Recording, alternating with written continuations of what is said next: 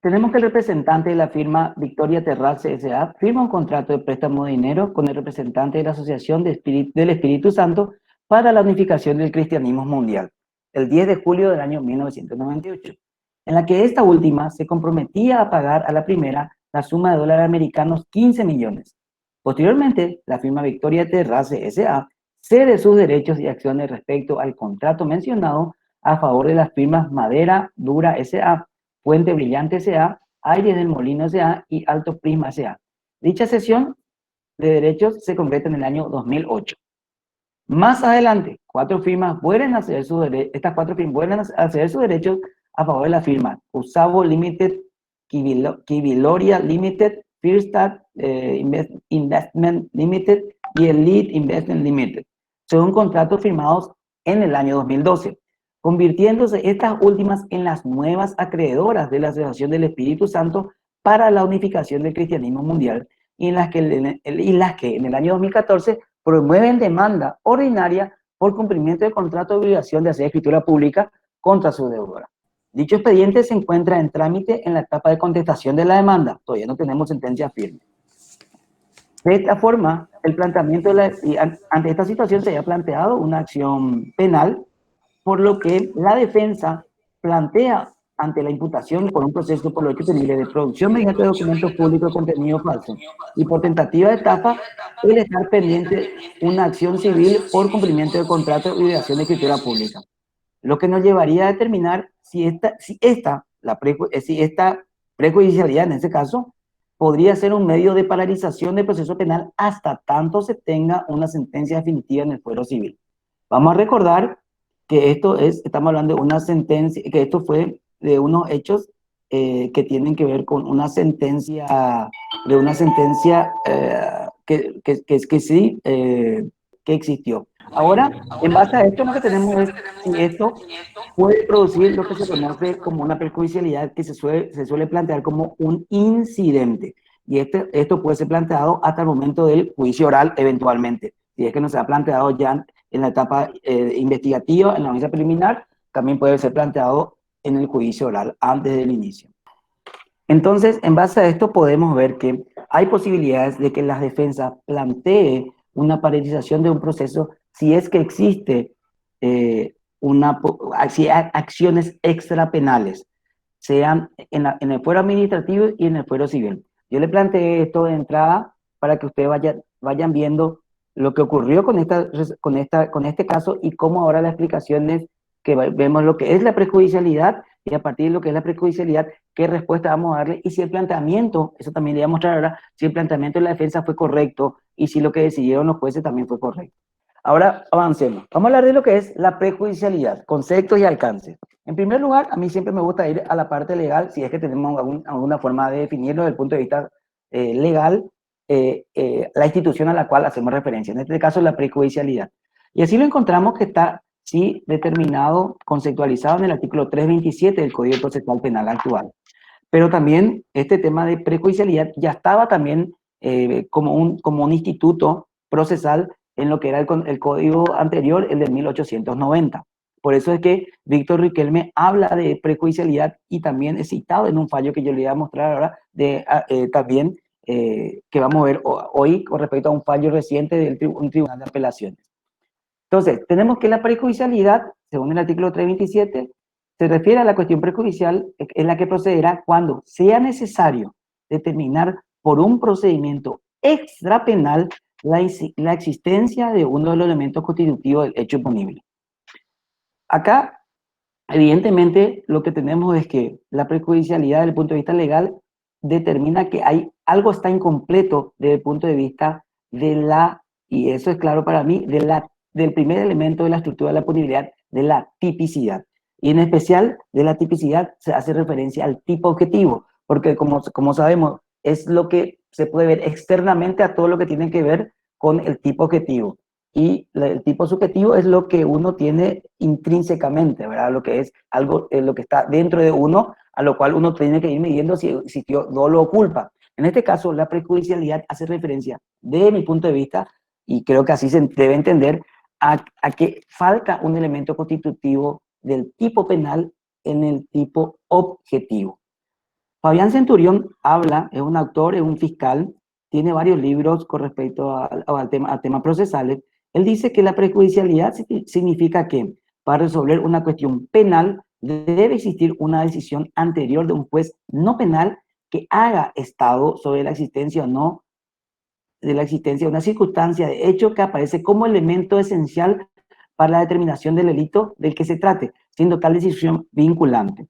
Acá lo importante es un tema que resalta también ya Fabián Centurión y que después habla también Llobet en el siguiente ejemplo, en el otro concepto que le voy a dar, habla de que causa Estado. Evidentemente, cuando hablamos de Estado, quiere decir que hablamos de una sentencia firme, consentida, ejecutoriada, o sea, que ya no puede ser materia de recurso y que ya no podría ser materia de otro tipo de instancia o de acción. Pablo Barreiro Portillo es un autor, también escribió varios, fue uno de los primeros que escribió con respecto al Código Procesal Penal, también da una definición, pero acá quiero ir a Javier Llobet. Javier Llobet es un autor que escribe, hace comentarios con jurisprudencia al Código Procesal de Costa Rica. Como ustedes saben, nuestro Código Procesal Penal tiene su fuente en el Código Procesal para Iberoamérica. Y lo mismo ocurrió con el Código Procesal de Costa Rica. Entonces, es muy interesante el texto que él tiene con respecto a los comentarios a cada artículo del Código Procesal. Y él habla con respecto a, Llobet habla con respecto a la prejudicialidad, que esta consiste en que mientras no se resuelva por un órgano diferente del tribunal del proceso una cuestión, este impide que se inicie, prosiga el proceso o se dicte sentencia por este. Acá hablamos de una paralización del proceso penal hasta que no haya una sentencia en otro fuero. Este órgano no necesariamente tiene que ser un juez, sino puede ser un órgano administrativo o la Asamblea Legislativa. O sea, acá ellos inclusive hablan de una prejudicialidad que podría verse desde el punto de vista de temas que tienen que ver con otro poder del Estado, inclusive como el caso del Congreso, que ellos le llaman como Asamblea Legislativa.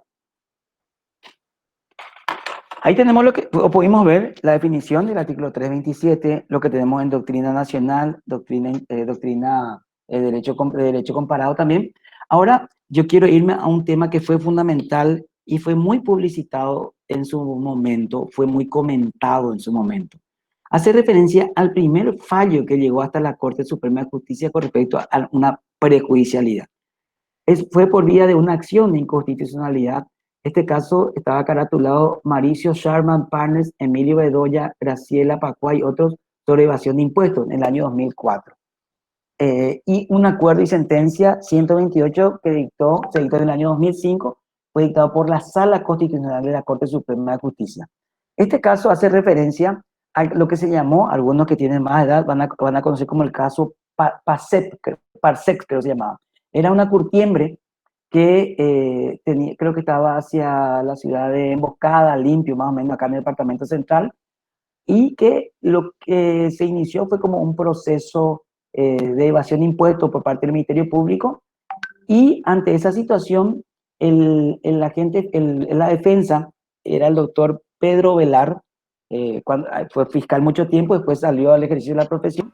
Pedro Velar plantea justamente el tema de la prejuicialidad porque la Subsecretaría de Estado y Tributación no se había expedido en algún sumario previo con respecto a si existía o no una evasión de impuestos. Esto finalmente, él recurre, el juez de primera instancia le había otorgado, había hecho lugar al incidente de prejudicialidad en materia administrativa, como le había explicado, porque la Subsecretaría de Estado de Tributación del Ministerio de Hacienda no se había pronunciado y no tenía un sumario abierto con respecto a esa empresa y a esas personas que fueron finalmente imputadas. El Tribunal de Apelaciones, en ese caso la tercera sala, revoca lo que había resuelto el juzgado de garantías, por la cual se hizo lugar a la prejudicialidad, y el Ministerio Público plantea una acción de inconstitucionalidad contra el fallo del Tribunal de Apelaciones. Y finalmente resuelve la Corte Suprema de Justicia, por medio de la Sala Constitucional, finalmente hace lugar a la acción rechaza la acción inconstitucional, mejor dicho, planteada por el Ministerio Público, alegando que justamente no se van las condiciones y debido a que si existen hechos que deben o circunstancias que no configuraban el tipo penal de evasión de impuestos con respecto a la tipicidad. Y hay una parte del fallo, dice, del texto transcripto se interpreta que la procedencia, la prejuicialidad se halla supeditada a la necesidad de dirimir previamente por un procedimiento extrapenal la existencia de uno de los elementos del hecho punible y principalmente la influencia que tenga un proceso sobre el otro, cuya valoración y decisión previa se imponen como prioridad lógica para la prosecución o persecución penal. El CPP establece de manera expresa que debe tratarse de un hecho vinculado a la existencia de uno de los elementos del tipo que debe dilucidarse de acuerdo a un ordenamiento jurídico diferente del penal. En esta parte, en la última parte, vemos que justamente ratifica que la prejudicialidad tiene que ver con los elementos de la tipicidad, en especial del tipo objetivo.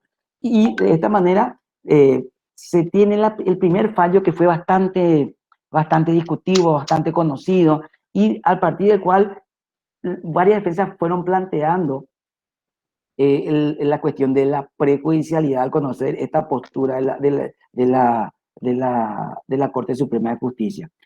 Acá podemos ver, y es importante centrarnos, es que desde el punto de vista administrativo vemos que es mucho más amplio el entendimiento que se puede dar con respecto a que un proceso o un procedimiento, mejor dicho, administrativo puede ser causal de, de una paralización del proceso penal. No en todos los casos, pero en la mayoría sí podría darse. En el caso, por ejemplo, acá ya podemos ver que hay un pronunciamiento de la Corte Suprema de Justicia que para una investigación o para llegar a una condena de evasión de impuestos, necesariamente debe haber una resolución por parte del órgano regulador, en este caso la Subsecretaría de Estado de Tributación, el Ministerio de Hacienda, debió de haber determinado previamente la evasión impositiva por parte de la persona, de los autores.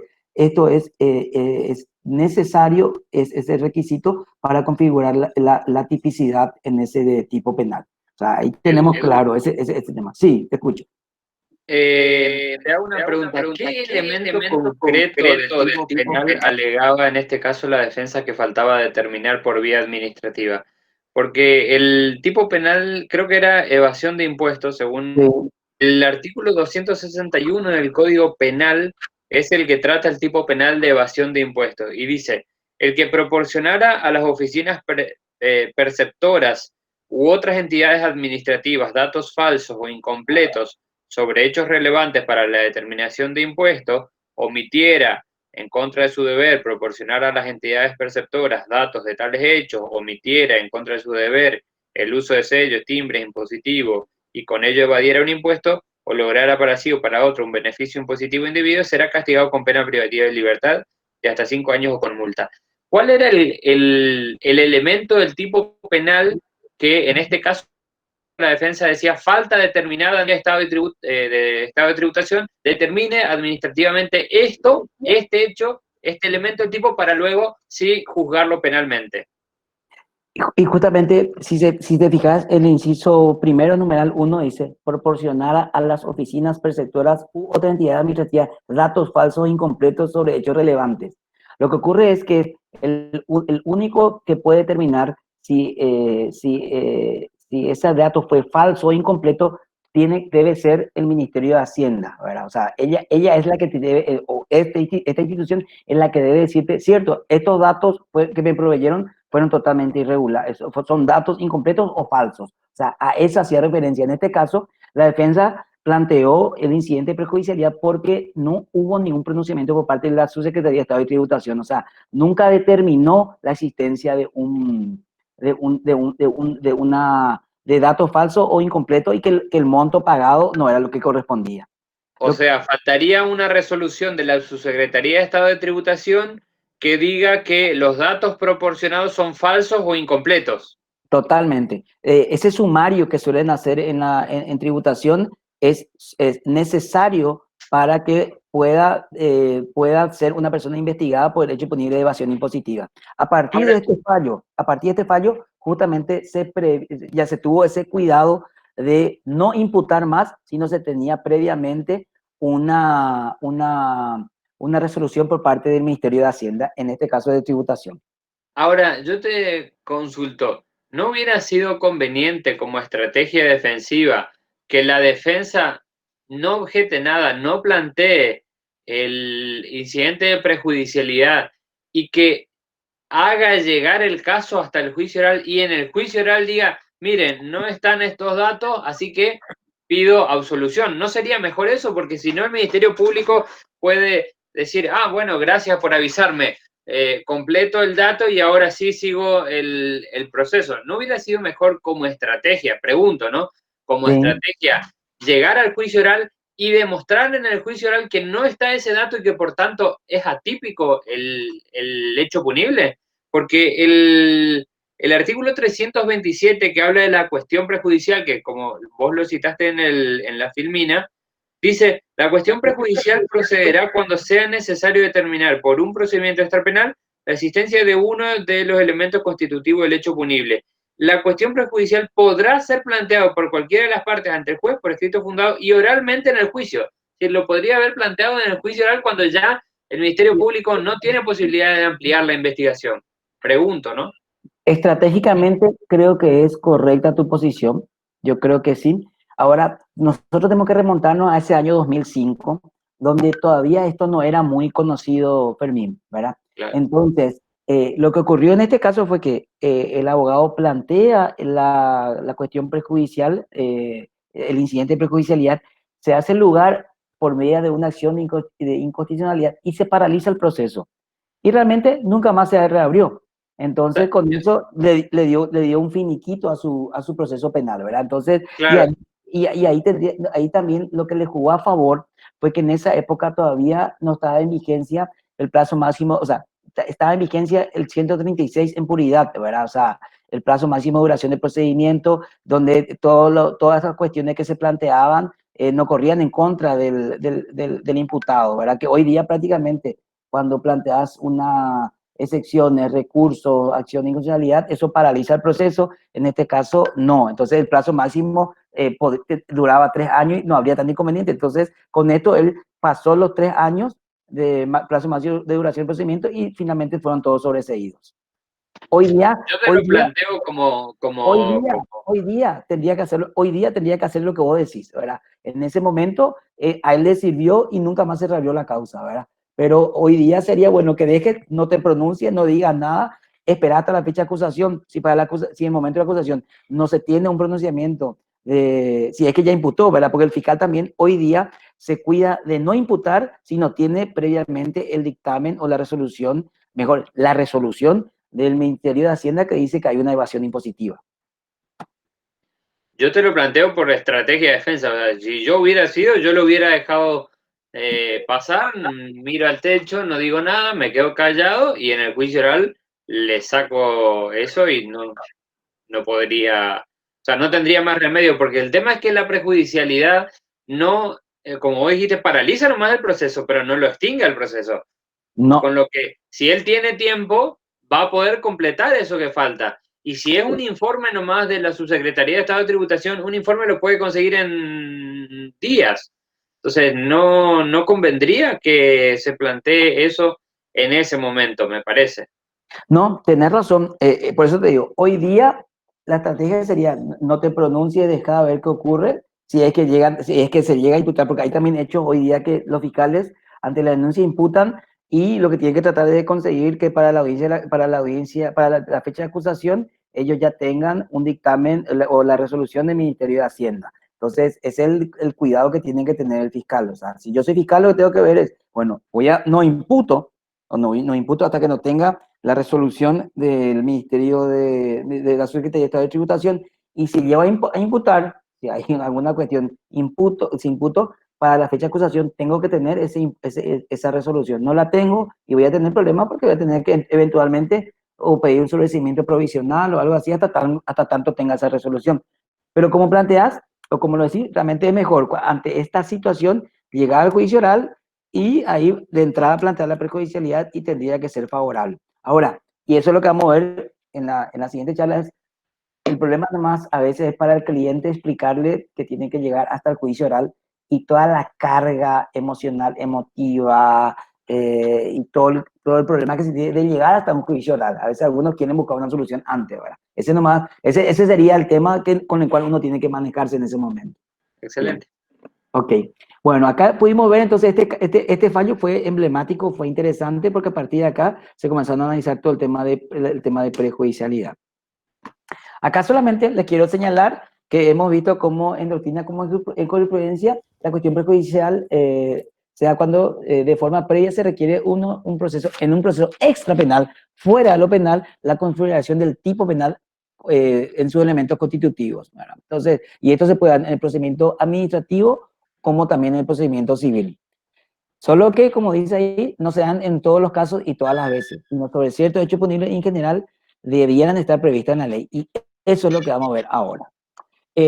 Hasta acá lo que quiero que se entienda que en materia administrativa es más fácil, de mi punto de vista, plantear una prejudicialidad, pero no en todos los casos, porque en tema, por ejemplo, en materia de derecho ambiental, a veces no se requiere contar con un sumario sancionatorio del MADES, de la Secretaría, del Ministerio del Ambiente, para que un fiscal impute, acuse o lleve a una persona y un tribunal condene a una persona por alguna violación de la ley 716. O sea, y ahí eso se manejan así.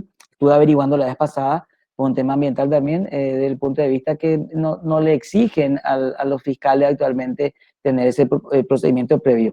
Podría ser, yo creo que es para analizarse porque la fiscalía no sé si tiene toda la posibilidad, aunque tengan todos los equipos técnicos, de determinar una violación ambiental directamente. Entonces, es para discutir también desde el punto de vista del derecho administrativo en materia ambiental, pero pueden darse en otros casos. Es lo mismo que para un hecho punible de lesión culposa no se requiere tener una sentencia del juzgado de faltas condenatoria para un accidente de tránsito en ese caso. Entonces, hay que ver caso por caso.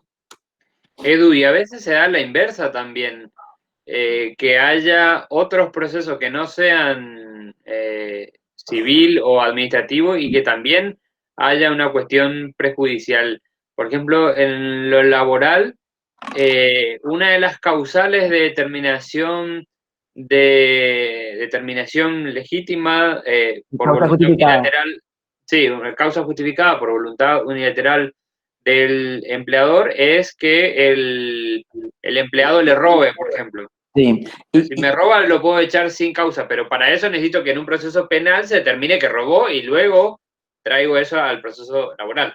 Claro, en ese caso la prejudicialidad es penal para la laboral, en ese Exacto. caso en particular. En este caso nosotros tenemos que para la prejudicialidad penal tiene que haber previamente un elemento constitutivo en el proceso o civil o administrativo. Pero es así, la prejudicialidad se va en varios fueros, ¿verdad? Entonces, eso dependiendo qué es lo que cómo se establece eso, ¿verdad?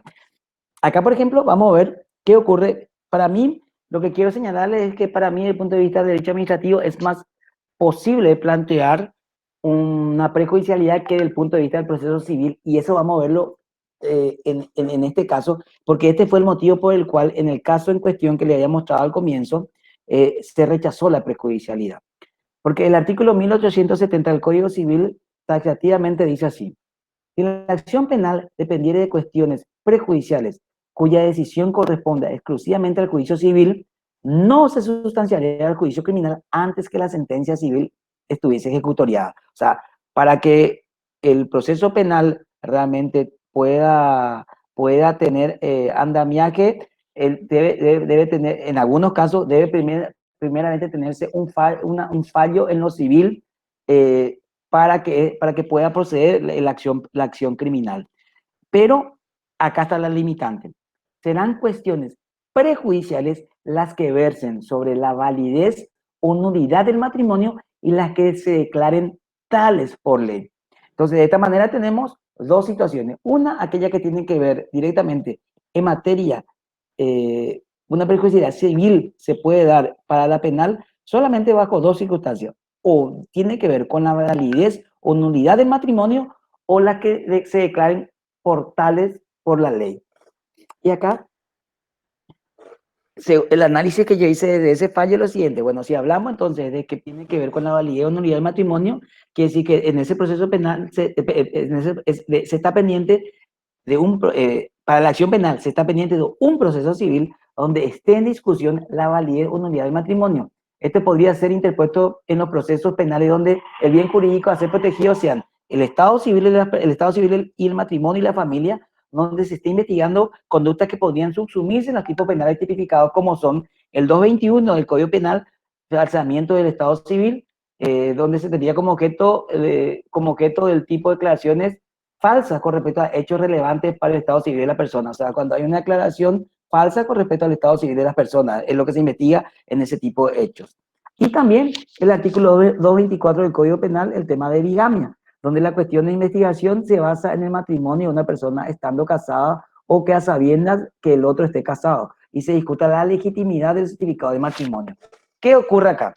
Yo no puedo procesar a una persona por su falsamiento de estado civil o por bigamia si es que yo no tengo el documento que así acredite, ¿sí? O se esté discutiendo la validez o nulidad del matrimonio con respecto al certificado de matrimonio. O sea, hay alguna cuestión que tiene que ver con respecto al certificado de matrimonio porque se está discutiendo si ese matrimonio es válido y en el fuero civil se está discutiendo ese documento en sí. Entonces, en estos casos, esto es fácil porque en este caso lo que tiene que ver con validez o nulidad de matrimonio es un motivo de perjudicialidad en lo penal. O sea, yo no te puedo procesar por falsamiento de estado civil o por bigamia si se está discutiendo la validez o nulidad del matrimonio. Y este es otro tema, porque es muy amplio también cuando a veces la norma establece, el artículo 1870 dice, las que sean así determinadas por ley. Y ahí también, bueno, quiere decir que la ley puede determinar cuáles son las condiciones de perjudicialidad. Y realmente es así, pero no hay muchas, ¿verdad? Yo lo que doy como un ejemplo es lo que tiene que ver a lo mejor con cuando se está discutiendo sobre la nulidad o anulabilidad de un instrumento público que requiere que se determine por la vía civil la validez de ese documento, porque según el artículo 385, este otorga plena fe, ¿verdad? El artículo 385 dice, los instrumentos públicos hacen de plena fe entre las partes y contra tercero. A, en cuanto a las circunstancias de haberse ejecutado el acto. B, respecto a las convenciones, disposiciones, pagos, reconocimiento y demás declaraciones contenidas en ellos. Y C, acerca de las anunciaciones de hechos directamente relacionados en el acto jurídico de forma del objeto principal. O sea, con respecto a ello, quiere decir que se tiene plena fe, salvo, según lo que dice el artículo 383, que dice así, el instrumento público hará plena fe mientras no fuere arguido de falso por acción criminal o civil, en juicio principal o en incidente sobre la realidad de los hechos que el autorizante enunciare como cumplidos por él o pasado en su presencia. ¿Qué ocurre desde este punto de vista? Si yo estoy discutiendo sobre la nulidad o la anulabilidad de un instrumento público y yo decidí irme por el fuero civil para buscar que sea arguido de falso, yo tengo que esperar que termine ese proceso civil, que sea arguido de falso, para que eventualmente después yo pueda ir por el hecho punible de producción de documentos no auténticos, producción mediante documento público de contenido falso. O sea, ahí yo veo el artículo 383 da la posibilidad al demandante o a la víctima de elegir el camino que va a seguir. O busca la nulidad o la anulabilidad por vía civil, o puede ir por producción de documentos no auténticos directamente. Pero si elige la vía civil, esta es una cuestión prejudicial que no puede abrirse una causa en un proceso penal por producción de documentos no auténticos hasta tanto no se termine el proceso civil. Eso es lo que yo entiendo de ese artículo 383, al menos como una cuestión de prejudicialidad. Otro tema que para mí puede ser una causal de prejudicialidad, aunque hay un fallo que dice que no es así, un fallo que veo de la cámara, que creo que también tengo por acá para pasarles, es el que se da con respecto a una situación que tiene que ver con el manejo patrimonial. Yo le puse así, en aquellos casos que podrían afectar por alguna disposición legal, contractual o administrativa en la que uno se encuentre comprometido en el manejo y protección de intereses patrimoniales ajenos. ¿Qué ocurre? Nosotros tenemos el artículo 673 del Código Procesal Civil que habla del juicio de rendición de cuentas. Y el tema es el siguiente: ¿cómo yo, por ejemplo, podría ir a un proceso penal con respecto a mis socios, que yo digo que ellos me han perjudicado patrimonialmente, por ejemplo, en una sociedad, pero yo no tengo documentación que me acredite esa situación? Yo no tengo los elementos necesarios para determinar si ellos tienen la obligación de rendirme cuentas, y tampoco tengo los montos para hacerlo. Entonces, cómo yo impulsar una lesión de confianza, una investigación por lesión de confianza, una imputación por lesión de confianza, una acusación, una eventual condena, si es que yo no tengo estos parámetros previos?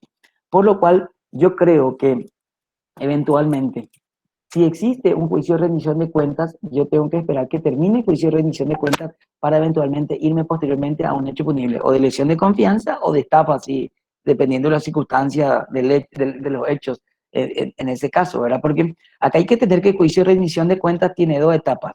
La primera etapa, que tiene, donde se analiza el derecho a exigir la rendición de cuentas, y las demás personas que eran mi mandatario, ¿verdad? La obligación de rendir cuentas. Y la segunda etapa del proceso de rendición de cuentas, según el 673, es justamente la discusión de los montos sobre los cuales recae esa rendición de cuentas. Entonces, acá lo que yo le quiero señalar a ustedes es que, para mí, cuando estamos ante algunas cuestiones patrimoniales, donde no está del todo determinado el tema de que si yo tengo derecho o no para pedir rendición de cuentas, no tengo toda la documentación, yo no soy partidario de irme directamente, y más todavía en temas de sociedades, directamente a un hecho de punible de lesión de confianza, una denuncia por lesión de confianza, si es que yo no tengo esos elementos. ¿Y esto cómo tendría que hacerlo? Y previamente por medio de un juicio de rendición de cuentas. Pero al plantear el juicio de rendición de cuentas, esto es prejudicial para la acción penal. Ahora, si yo cierro mi juicio de remisión de cuentas, donde se determina que esa persona me tiene que rendir cuentas, y determino cuánto es el monto que ellos no me han rendido, entonces le va a ser mucho más fácil al fiscal, eventualmente, ya con todo eso, todo ese proceso civil, llevar adelante un proceso penal. Entonces, eso yo creo que sí se podría dar, en estos casos sí se podría dar una prejudicialidad.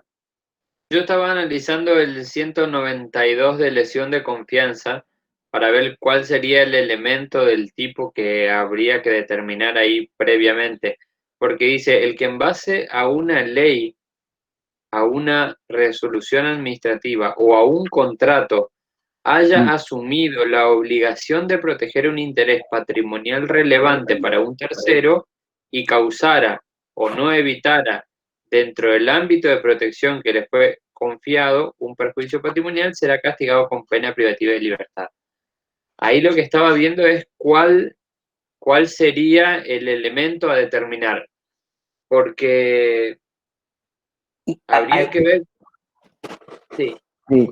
Y lo que ocurre ahí, Fermín, es que para el tipo penal de lesión de confianza, los elementos de la tipicidad serían: primero, que yo tengo que tener una ley, una resolución administrativa o un contrato que me obligue a la protección de intereses de un tercero, de otra persona.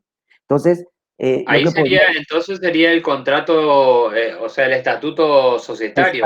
Exactamente, yo tendría que determinar si existe ese elemento, ¿verdad? Porque justamente puede ser que yo no tenga todos los elementos constitutivos, puede ser, o que yo no tenga ninguno de estos tres elementos, o sea, y puede ser que ponerle que haya sido un contrato verbal o una cuestión, porque la rendición de cuentas no solamente se da si hay contrato, ¿verdad? Pero imagínate que no haya. Entonces, yo podría plantear una rendición de cuentas, y si tengo una sentencia que así lo determina, y esa persona no ha, y también lo que se debe entender, que en ese tipo penal se exige también que se haya obrado prudentemente, como corresponde, diligentemente, y que no me haya causado ningún perjuicio patrimonial. Si se determinara dentro de esa rendición de cuentas que me ha dejado de rendir, o un faltante de dinero, puede ir por la lesión de confianza, o podría ir también eventualmente, hay que analizar si se puede, hasta posiblemente podría ser una estafa también, el 187.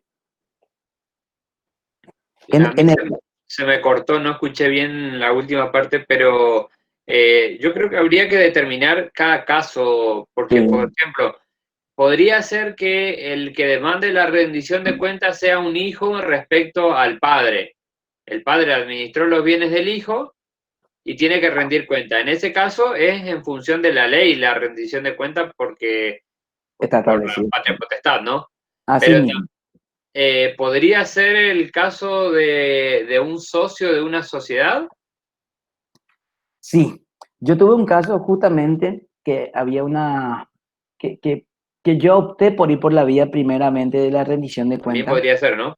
Sí, podría ser. Aunque siempre se va a discutir ahí el tema de por qué el socio en la asamblea ya no ejerció sus derechos, ¿verdad? Pero Exactamente.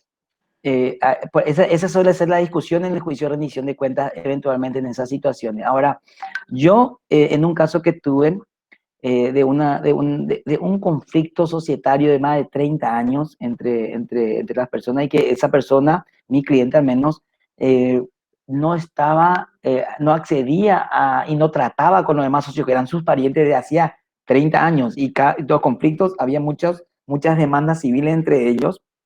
Ellos decían que él le robaba, que él había hurtado algunas acciones, la volvió a vender, por eso se le sacó administraciones judiciales de por medio durante varios años, muchos problemas así.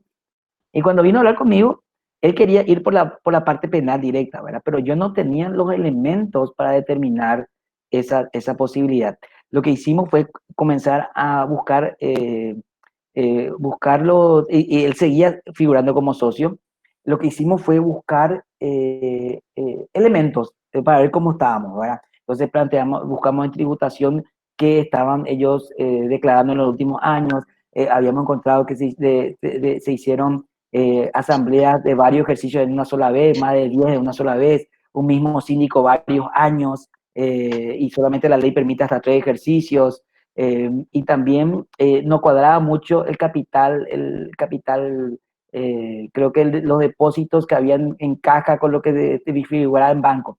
Entonces, con todos esos elementos, tampoco podría darse directamente una acción penal, porque el fiscal, siempre pienso que los fiscales cuando encuentran muchas dificultades no van directamente a imputar. Entonces siempre hay que tratar de darle todos los elementos. Entonces yo pensé, lo que hice fue, no solamente pensé, nos fuimos previamente por un juicio de rendición de cuentas. Entonces ahí comenzamos a discutir. La verdad que comenzaron a chicanear el juicio civil y quedó ahí mucho tiempo, contestaron, otros no contestaron porque eran varios socios, pero sí sirvió para que ellos comiencen a hablar, tratar de arreglar, pero yo justamente necesitaba que yo termine que él seguía siendo socio, y a partir de ahí generar todo eso para demostrar que ellos sí tenían la obligación de rendir cuentas, que era lo que se discutía porque no participaban de la asamblea, y en segundo término, si continuaba el proceso que hasta ahora está ahí, no sabemos qué vamos a hacer, es, bueno,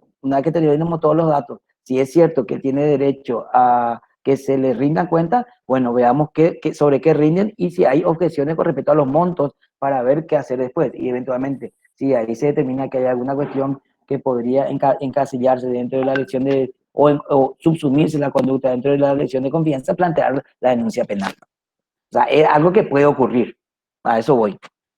Ahora quiero, para cerrar un poquito, yo pensaba que tenía más pininas con respecto a la solución de nuestro caso que hayamos planteado y quiero decirles lo siguiente. Ustedes pudieron ver, porque acá vamos a ver ahora una cuestión. Eh, este artículo, o sea, nosotros vimos que se planteó una prejudicialidad sobre, y que la acción civil que se haya optado eran las de, vamos al caso otra vez, para poder explicar y para poder, voy a mostrarlo otra vez nuevamente.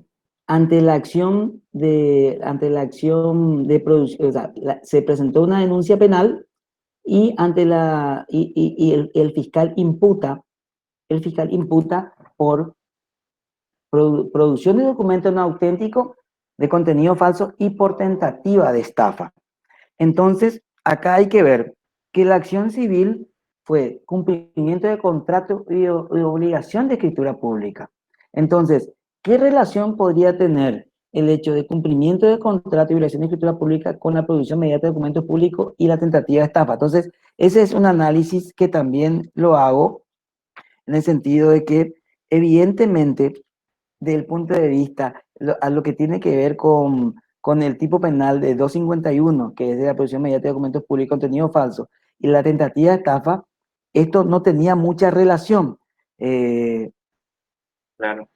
Porque realmente, eventualmente, si fuese otro planteamiento que hacía la estafa, o sea, si yo estoy discutiendo el juicio de cumplimiento de contrato, quiere decir que lo que yo estoy diciendo es que la otra parte no cumplió, no cumplió con la obligación que tenía.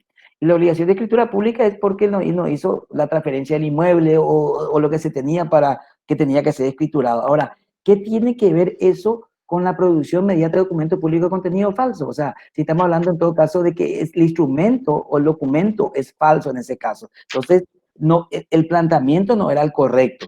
De ese punto de vista, eh, no, la prejudicialidad que ya vimos desde el punto de vista civil solamente se podía ver se debe de dar, según el artículo 1870, para la validez o nulidad de un matrimonio o para aquellas cuestiones previstas previamente en la ley.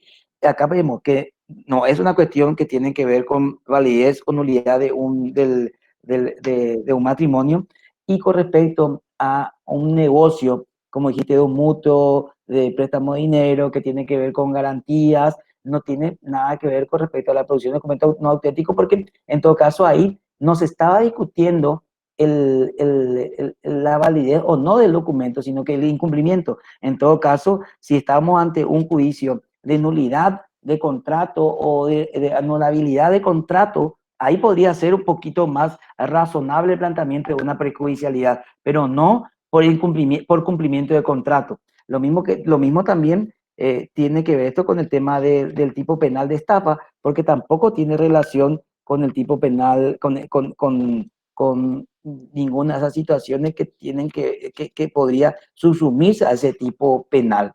Eh, Vamos a ver un poco qué hay acá sobre eso. Porque lo importante en el tema anterior, no estamos hablando de una falsedad en la constancia, ¿verdad? Porque estamos hablando de incumplimiento, entonces no tenía relación. Y con respecto al tipo penal de estafa, eh, esta era una acción civil y la investigación penal es independiente en cuanto a la posibilidad de investigar si una declaración falsa para producir un error en el otro, para hacerlo disponer de su patrimonio. Acá también la estafa ellos planteaban desde el punto de vista que una declaración falsa para, para hacer una disposición patrimonial, pero eso no hace relación tampoco al proceso civil que se estaba llevando adelante. Entonces acá vemos dos situaciones, finalmente, en lo que se resuelve con respecto a este caso, por lo cual se rechaza la prejudicialidad. Uno, que no está vinculado a lo que establece el artículo 1870 del Código Civil, y taxativamente solamente se puede plantear prejudicialidad en materia para un proceso penal desde el punto de vista de un proceso civil, si esto tiene que ver con dos situaciones: la validez o nulidad del certificado de matrimonio o aquellos que estén previstos en la ley. Y en segundo lugar, el planteamiento de la defensa en este caso tampoco era el correcto, porque eventualmente lo que hubiesen planteado, si querían ellos discutir la producción mediante documento público y también la estafa, deberían haber presentado no un juicio de cumplimiento de contrato y violación de escritura pública, sino un juicio de si se dan las condiciones dentro del plazo, ¿verdad? Que tenemos para un juicio de anulabilidad de un instrumento, tenemos 2 años. Ahora, para la nulidad sí, no existe un plazo, pero tendría que haberlo enfocado de esa manera para eventualmente tratar de demostrar que existía alguna prejudicialidad. Una una breve consulta por todo lo que dijo el doctor, ¿verdad? Esto se presentaría entonces mucho en las cuestiones patrimoniales, ¿verdad? O no necesariamente. Y dependiendo, así como dijo el profesor Fermín, tiene que ser caso por caso para ver si se puede plantear. Para mí, en materia tributaria, al menos es evidente que si no tengo una resolución de la Subsecretaría de Tributación, en esos casos ya tenemos una jurisprudencia que determina que en ese caso es un elemento constitutivo del tipo penal y requiero ese elemento que dice, y por la oficina perceptora, por el órgano regulador, me dice, no me pagó, no me pagó o falseó los datos, entonces debe ser procesado por evasión impositiva. Podría ocurrir, por ejemplo, le digo yo un ejemplo burdo, pero puede ocurrir. Ustedes saben que Conatel es el órgano regulador de todo lo que tiene que ver con telecomunicaciones. El 2% de todas las facturas que nosotros pagamos en servicio telefónico, internet o algo así, 2% va a la Conatel. O sea, pero ¿qué ocurre? Quiere decir que todas las empresas hacen una declaración de los montos que están pagando a la Conatel. Evidentemente, cualquiera no puede hacer una denuncia por, qué sé yo, por evasión impositiva, porque es también un impuesto, contra Tigo, sino es que Conatel previamente dice, cierto, acá ha declarado incorrectamente Tigo, no me pagó todo lo que tenía que haberme pagado. Entonces, ahí, por ejemplo, sí podría darse una prejudicialidad, hasta que Conatel no diga, no diga, se pagó mal o se pagó incompletamente o los datos son falsos, entonces no podría haber una cuestión de evasión impositiva. Un ejemplo más que le doy para que ustedes vayan dimensionando hasta dónde puede ir el tema de la prejudicialidad. Muy bien. Ahora les quiero hablar un momentito sobre una etapa dentro del proceso penal. Como sabemos, el proceso penal tiene 3 etapas, el vigente. El anterior tenía 2. Una etapa se llamaba sumario, el otro plenario. En ambas etapas era el juez el que realizaba toda la investigación. En la etapa del sumario, él recolectaba las pruebas, él nuevamente pasaba eso a plenario. Las partes intervenían, tenían sus plazos para hacer presentaciones. El juez dictaba su sentencia entre 4 paredes y lo que hacía el Ministerio Público era solamente dictámenes que no eran vinculantes. O sea, el juez se podía apartar de esos dictámenes, y también el juez valoraba su propia gestión como investigador. Eso era lo que era el sistema inquisitivo, el Código Procesal de 1890, que estuvo en vigencia hasta el año 2000, pero realmente por una ley de transición, varios procesos penales, que es otra discusión que se tiene también, varios procesos penales del antiguo proceso continuaron hasta, inclusive creo que algunos han de seguir todavía, ¿verdad? Sino que si por ahí prescribieron porque hubieron interpretaciones que hicieron que por una acordada de la Corte se establezca que esos procedimientos continúen y no por una ley, lo cual es institucional. Pero como lo hizo la Corte, eso, que yo también tengo mis discusiones en determinar, o sea, tengo mi parecer, no mi discusión, mi parecer en determinar si el sistema procesal actual nuestro es totalmente acusatorio. Yo tengo mi parecer, y a veces lo converso con el profesor Fermín, le suelo decir por qué yo creo que no es acusatorio, y eso también tiene que ver porque, como dice Alvarado Belloso en este tema, o el proceso es inquisitivo o es acusatorio. No existe un sistema mixto. O sea, uno decir que hay un poquito de acá, un poquito de esto, no puede ser. Y una etapa fundamental, que no vamos a hablar porque no es el tema hoy, una etapa fundamental del proceso penal, que es el juicio oral, realmente el juez para mí investiga porque hace preguntas al testigo, a los peritos, puede tomar medidas mejor proveer. Entonces, el juez hace preguntas y a veces esas preguntas que lo hace ni figuran en el acta y crea su convicción a partir de sus preguntas. Con eso rompe con el principio de bilateralidad y también lo que hace es favorecer a alguna de las partes. El momento que él deja de hacerlo o actúa de esa manera, favorece a una de las partes, sea la acusación o sea la defensa, pero generalmente favorece a la acusación, porque si actuara directamente en base a la defensa o si tuviese duda, el principio constitucional es muy claro que ante la duda siempre a favor del reo, ¿verdad? Entonces, son cuestiones que no se dan. Inclusive ese es mi tema de tesis en la maestría de Derecho Procesal, que el juez en materia penal, en el juicio oral, el juez es un investigador. O sea, con lo cual, todo lo que quisimos crear como un sistema acusatorio se va al mazo por esa situación al menos. Yo soy del criterio que no tenemos realmente un sistema acusatorio finalmente. Y dentro de eso también tenemos que entender cómo se determina que el sistema es acusatorio o no. Y según Binder, esto se determina según el régimen de la acusación y según qué facultades tiene el Ministerio Público como órgano acusador y qué facultades tiene el juez. Y él dice que hay 4 tipos de sistemas según la intensidad con el cual se actúa, ¿verdad? Ahí tenemos uno, el A, él le llama acusatorio extremo. Estoy hablando de Alberto Binder, el que escribe sobre esto. Acusatorio extremo, donde la acusación obligará a la apertura del juicio y a la decisión judicial se limitará al control formal que asegure el desarrollo normal del juicio. Acá yo entré en el tema sin explicar algo. Acá Hay una segunda etapa del proceso, tenemos la investigación, tenemos una audiencia preliminar y tenemos el juicio oral. Tenemos la etapa que es la audiencia preliminar, que supuestamente es de control y de revisión de la acusación o del requerimiento conclusivo del Ministerio Público.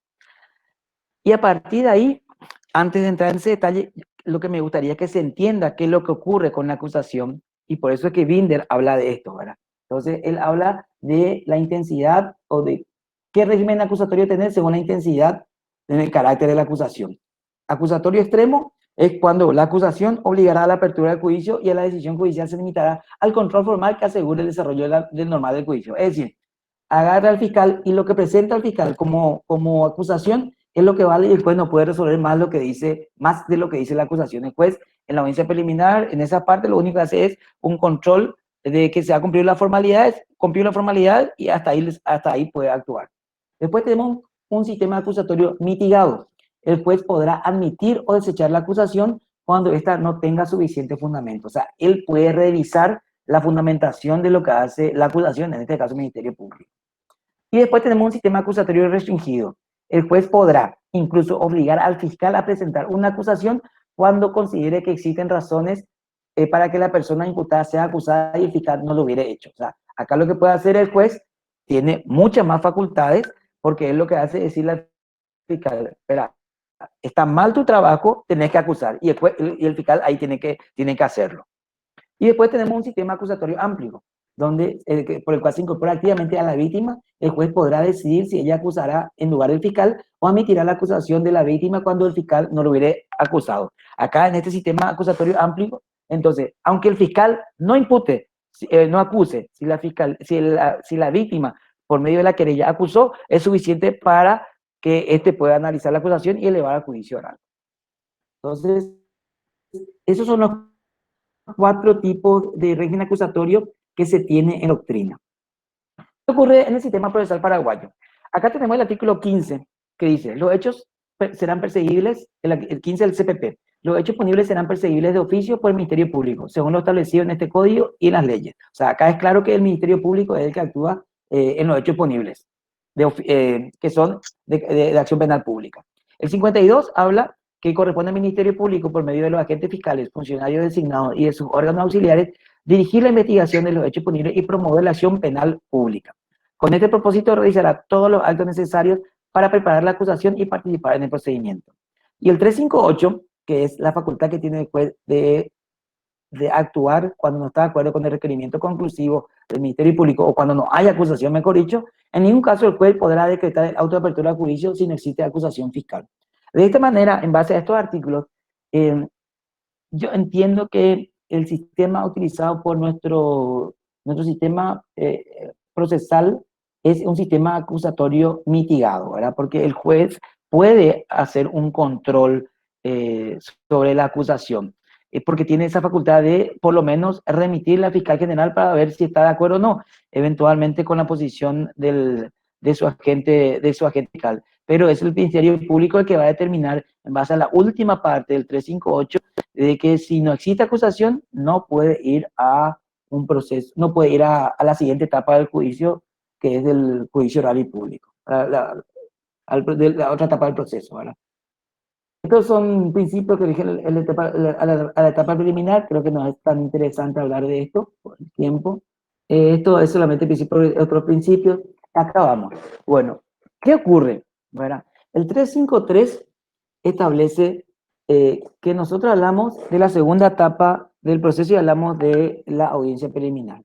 Y la audiencia preliminar, que finalmente el juez realiza ese control con respecto al requerimiento conclusivo y especialmente el control con respecto a una resolución que es sumamente importante, que eventualmente de tener todas las condiciones se dictará lo que se conoce como autoapertura a juicio, que es el elemento con el cual se basa todo el proceso, se determinan los hechos, las pruebas de las partes y sobre el cual realmente se trabaja en el juicio oral y público. El 353 del Código Procesal Penal establece justamente qué ocurre con el planteamiento de de la acusación, o sea, o del requerimiento conclusivo del Ministerio Público y qué es lo que se puede tratar en la audiencia preliminar.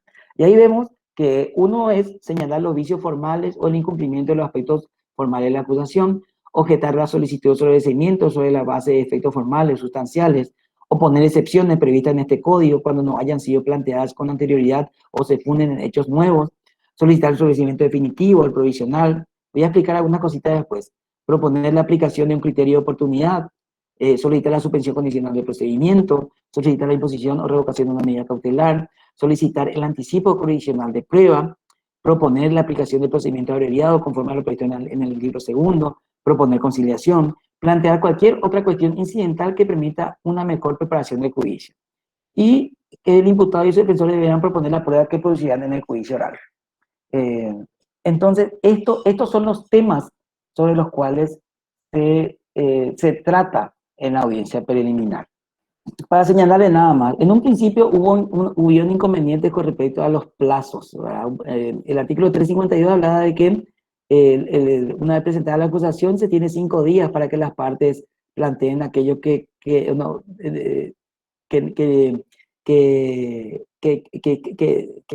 crean conveniente hacerlo.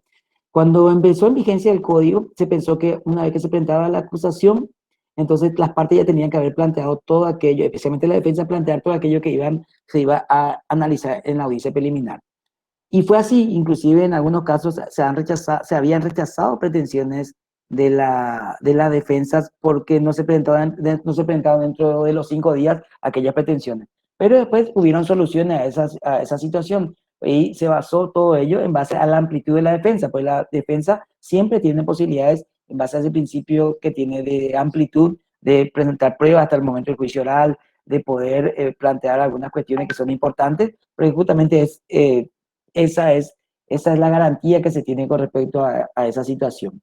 Garantía de derecho que corresponde al ciudadano con respecto al debido proceso, que así no así la acusación. Es decir, el Ministerio Público ni la querella no tienen estas facultades. O sea, si la fecha de acusación era el 2 de diciembre y no presentó la acusación el Ministerio Público, el agente fiscal, entonces va a haber un inconveniente, y si no lo presentó la querella, entonces va a haber abandono de querella. Con respecto a la acusación, lo que va a ocurrir es que el juez, en ese caso, va a disponer que se remitan los antecedentes le da un trámite de oposición, le llaman por el 358 y va a remitir al fiscal general del Estado para que analice qué va a presentar en esa causa. No es que va a quedar de balde, ¿verdad? Alguna solución se le va a dar, y a lo mejor también correspondería en ese caso ver por qué el agente fiscal no planteó el requerimiento conclusivo y qué sanción se le va a dar por medio de un sumario. Y también el régimen de nulidades absolutas solo se hacen, esto es importante, porque eso también fue lo que se tuvo en cuenta cuando se decidió que en el momento de la audiencia preliminar se podían hacer los planteamientos y no 5 días después de la acusación o de que se notificaba de la audiencia preliminar. Que el régimen de nulidades absolutas solo se hace en lugar a la misma cuando se refiere a la violación, está mal escrito ahí, refieren a la violación de esos derechos y garantías, pero desde el punto de vista del imputado, no pueden verse desde el punto de vista del Ministerio Público, pues las nulidades solo son relativas, no así con respecto al imputado, que las nulidades pueden ser absolutas, y para el Ministerio Público solamente pueden ser nulidades relativas, nunca pueden ser absolutas. Entonces puede convalidarse, renovarse o rectificarse el acto sin ningún tipo de inconveniente. Bueno, acá rápidamente, evidentemente, y eso es importante, lo que se puede hacer, lo que tiene la facultad de las partes, y que es bien amplio y tendría que ser así, porque si no, no tiene sentido la audiencia preliminar. O sea, lo que acá hay que entender es que el juez penal de garantías en la etapa preparatoria, en la etapa preparatoria, no puede ser un mero pasapapel. O sea, porque el fiscal presentó la acusación y ante los planteamientos del Ministerio de la Defensa, no es porque existe una acusación que directamente ya tiene que ir a juicio oral. Él debe analizar esa acusación si se cumple con todos los requisitos establecidos en el 347. Por eso habla de su corrección formal y también con respecto a su fundamento fáctico o jurídico. O sea, tiene que verse formalmente si se han cumplido con todos los requisitos y si también existe una fundamentación correcta desde el punto de vista fáctico, es decir, con respecto a los hechos que hacen a la acusación, como así también a la parte jurídica en el análisis que se hace para fundamentar la acusación. Ahí hay una cuestión de lo que dice Cafferata, dice, para que esto pueda ocurrir se exige que se encuentre acreditada, al menos en grado de probabilidad, la participación punible del imputado en el hecho investigado. No se requiere nada más ni nada menos. O sea, acá, si se acusa el Ministerio Público, lo que tiene que tener es una probabilidad prácticamente cierta que el hecho ocurrió y que esa persona es el autor de ese hecho punible. Si existen dudas, no puede haber acusación. Ahí están solamente los elementos que que debe tener una acusación, ¿verdad? Los datos del imputado, no se puede ir a juicio si no se identifica a quién va a ir al banquillo del acusado, la relación precisa y circunstancial del hecho punible que se le atribuye al imputado, debe contener un relato pormenorizado de los hechos acusados, la fundamentación de la acusación con la expresión de los elementos de convicción que la motiven. El artículo 125 obliga a la fundamentación tanto definitiva como acto interlocutorio para el juez. O sea, cuando el juez va a dictar una resolución debe estar fundada y esta fundamentación exige que la acusación también esté fundada. Y de esa misma manera debe actuar el Ministerio Público cuando acusa. Y esto es una garantía una garantía a la acusación arbitraria. Si no existe una fundamentación correcta, entonces hay arbitrariedad. Y ante la arbitrariedad, la sanción es la nulidad. Este otro elemento, tiene que haber una relación precisa de los preceptos jurídicos aplicables, la calificación legal, un hecho de proyección en el proceso penal, porque sabemos que esto también puede definirse en el juicio oral, pero también es importante que esté determinado el precepto legal o la subsunción a qué tipo penal es que esa persona, por la cual esa persona es acusada. También en la audiencia preliminar se debe analizar de la acusación, tiene que ser analizado, y esto es importante y tiene que ver después con la sentencia, después de la Corte con respecto al tema de la apelabilidad de algunos hechos, tiene que ver con respecto a la prueba. La acusación es una promesa de probar los extremos de la misma. Entonces, tiene que haber una consecuencia entre la fundamentación y las pruebas ofrecidas en la acusación, por lo cual se dice que ese proceso, que esa investigación o que ese proceso debe pasar a la siguiente etapa del juicio oral y público. Acusación implica carga de la prueba. ¿Y qué se ve de la prueba? El objeto de prueba, que significa, el objeto de prueba es qué es lo que se prueba. Ahí tenemos, el objeto de prueba es todo aquello que puede ser probado, es decir, sobre el cual puede o debe recaer la prueba. Esto constituye en general los hechos, es decir, todo aquello que puede ser percibido por los sentidos. O sea, el objeto de la prueba es qué es lo que voy a probar. Un homicidio, una estafa, ¿a qué se refiere ese objeto de prueba? Los elementos de prueba son los datos de evidencia que tienen que ser probados, datos objetivos que se incorporan legalmente al proceso, capaz de producir un conocimiento probable acerca de los extremos de la imputación delictiva. Pues tenemos, ahí lo que dicen, eso hablan Vélez, Mariscón, de Cafferata, los medios que se disponen para hacerlo, es decir, cómo se ha de probar, que son justamente los elementos e instrumentos que utilizan los litigantes para convencer al jugador sobre la existencia o inexistencia de los datos contenidos en las alegaciones. Estos pueden ser los distintos tipos de pruebas, ¿verdad? Legalmente realizadas, desde ese punto de vista pueden ser testimoniales, periciales, informes, y ahí sí, lo importante es determinar en algún momento, y eso también hay que ver con respecto al ingreso de la prueba, ¿verdad? Porque eso también es importante determinar cómo una prueba ilegal puede ser hasta considerado, porque con eso justifica indicio de prueba, para a partir de ahí, de una prueba ilegal, posteriormente supuestamente construir una serie de pruebas que puedan llegar para la condena de una persona. Eso es para discutir, porque si esa prueba, ese indicio es ilegal, para mí todo el resto de las pruebas que puedan ser acumuladas son también ilegales, y ahí se conoce eso como la teoría de los frutos del árbol envenenado, ¿verdad? Que es una teoría que en un fallo de la Corte también se tiene del año 2005-2006 al menos, que sí pudo ser aplicado en un caso que yo tuve. Después tenemos los órganos de prueba, que a través de qué se probará. Se denomina órgano de prueba aquella persona cuya participación le permita al jugador introducir en el proceso elementos probatorios. Dentro del órgano de prueba, más importante tenemos el imputado, el acusado, la víctima, el ofendido, testigos, peritos, ¿verdad? Entonces, ahí tenemos los órganos de prueba. ¿Qué puede hacerse también por parte ¿qué se puede hacer? Y uno puede objetar el pedido de sobreseimiento del Ministerio Público. Plantear por parte de la querella, en todo caso, si así lo cree, sobre la base de efectos formales o sustanciales. También puede oponer excepciones, ¿verdad? Cuando no hayan sido planteadas con anterioridad o se funden en hechos nuevos. Las excepciones son medios de defensa, como ustedes saben, que tienen un fundamento de invalidar por algunos de los casos previstos de relación procesal producida basándose en defectos o falta de unos elementos o condiciones formales esenciales que componen el proceso. Tiene como objeto parar, obstruir o invalidar el proceso a su desarrollo. Y algo importante acá es que las excepciones están en el capítulo 5 del libro primero de la segunda parte de nuestro código, entre el final de la etapa preparatoria y la etapa intermedia.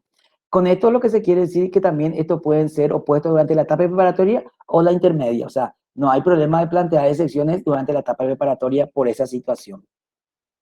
Tenemos las secciones perentorias, dilatorias, creo que eso conocemos también, qué efectos tienen cada uno de ellos. Y acá lo que tenemos es que el código divide en dos tipos de excepciones, ¿verdad? De grupo, la relativa al órgano jurisdiccional, jurisdicción e incompetencia, que se da cuando el juez interviene, el interviniente no tiene jurisdicción, es decir, no tiene la potestad o la perdió para entender en este proceso, y la competencia inhibitoria declinatoria, y las relacionadas a la acción. Esto sí tiene que ver un poco con la capacidad de perseguir penalmente a una persona. Y acá, por ejemplo, le puedo decir que existen hechos punibles donde el bien jurídico protegido no puede vincularse directamente a una persona.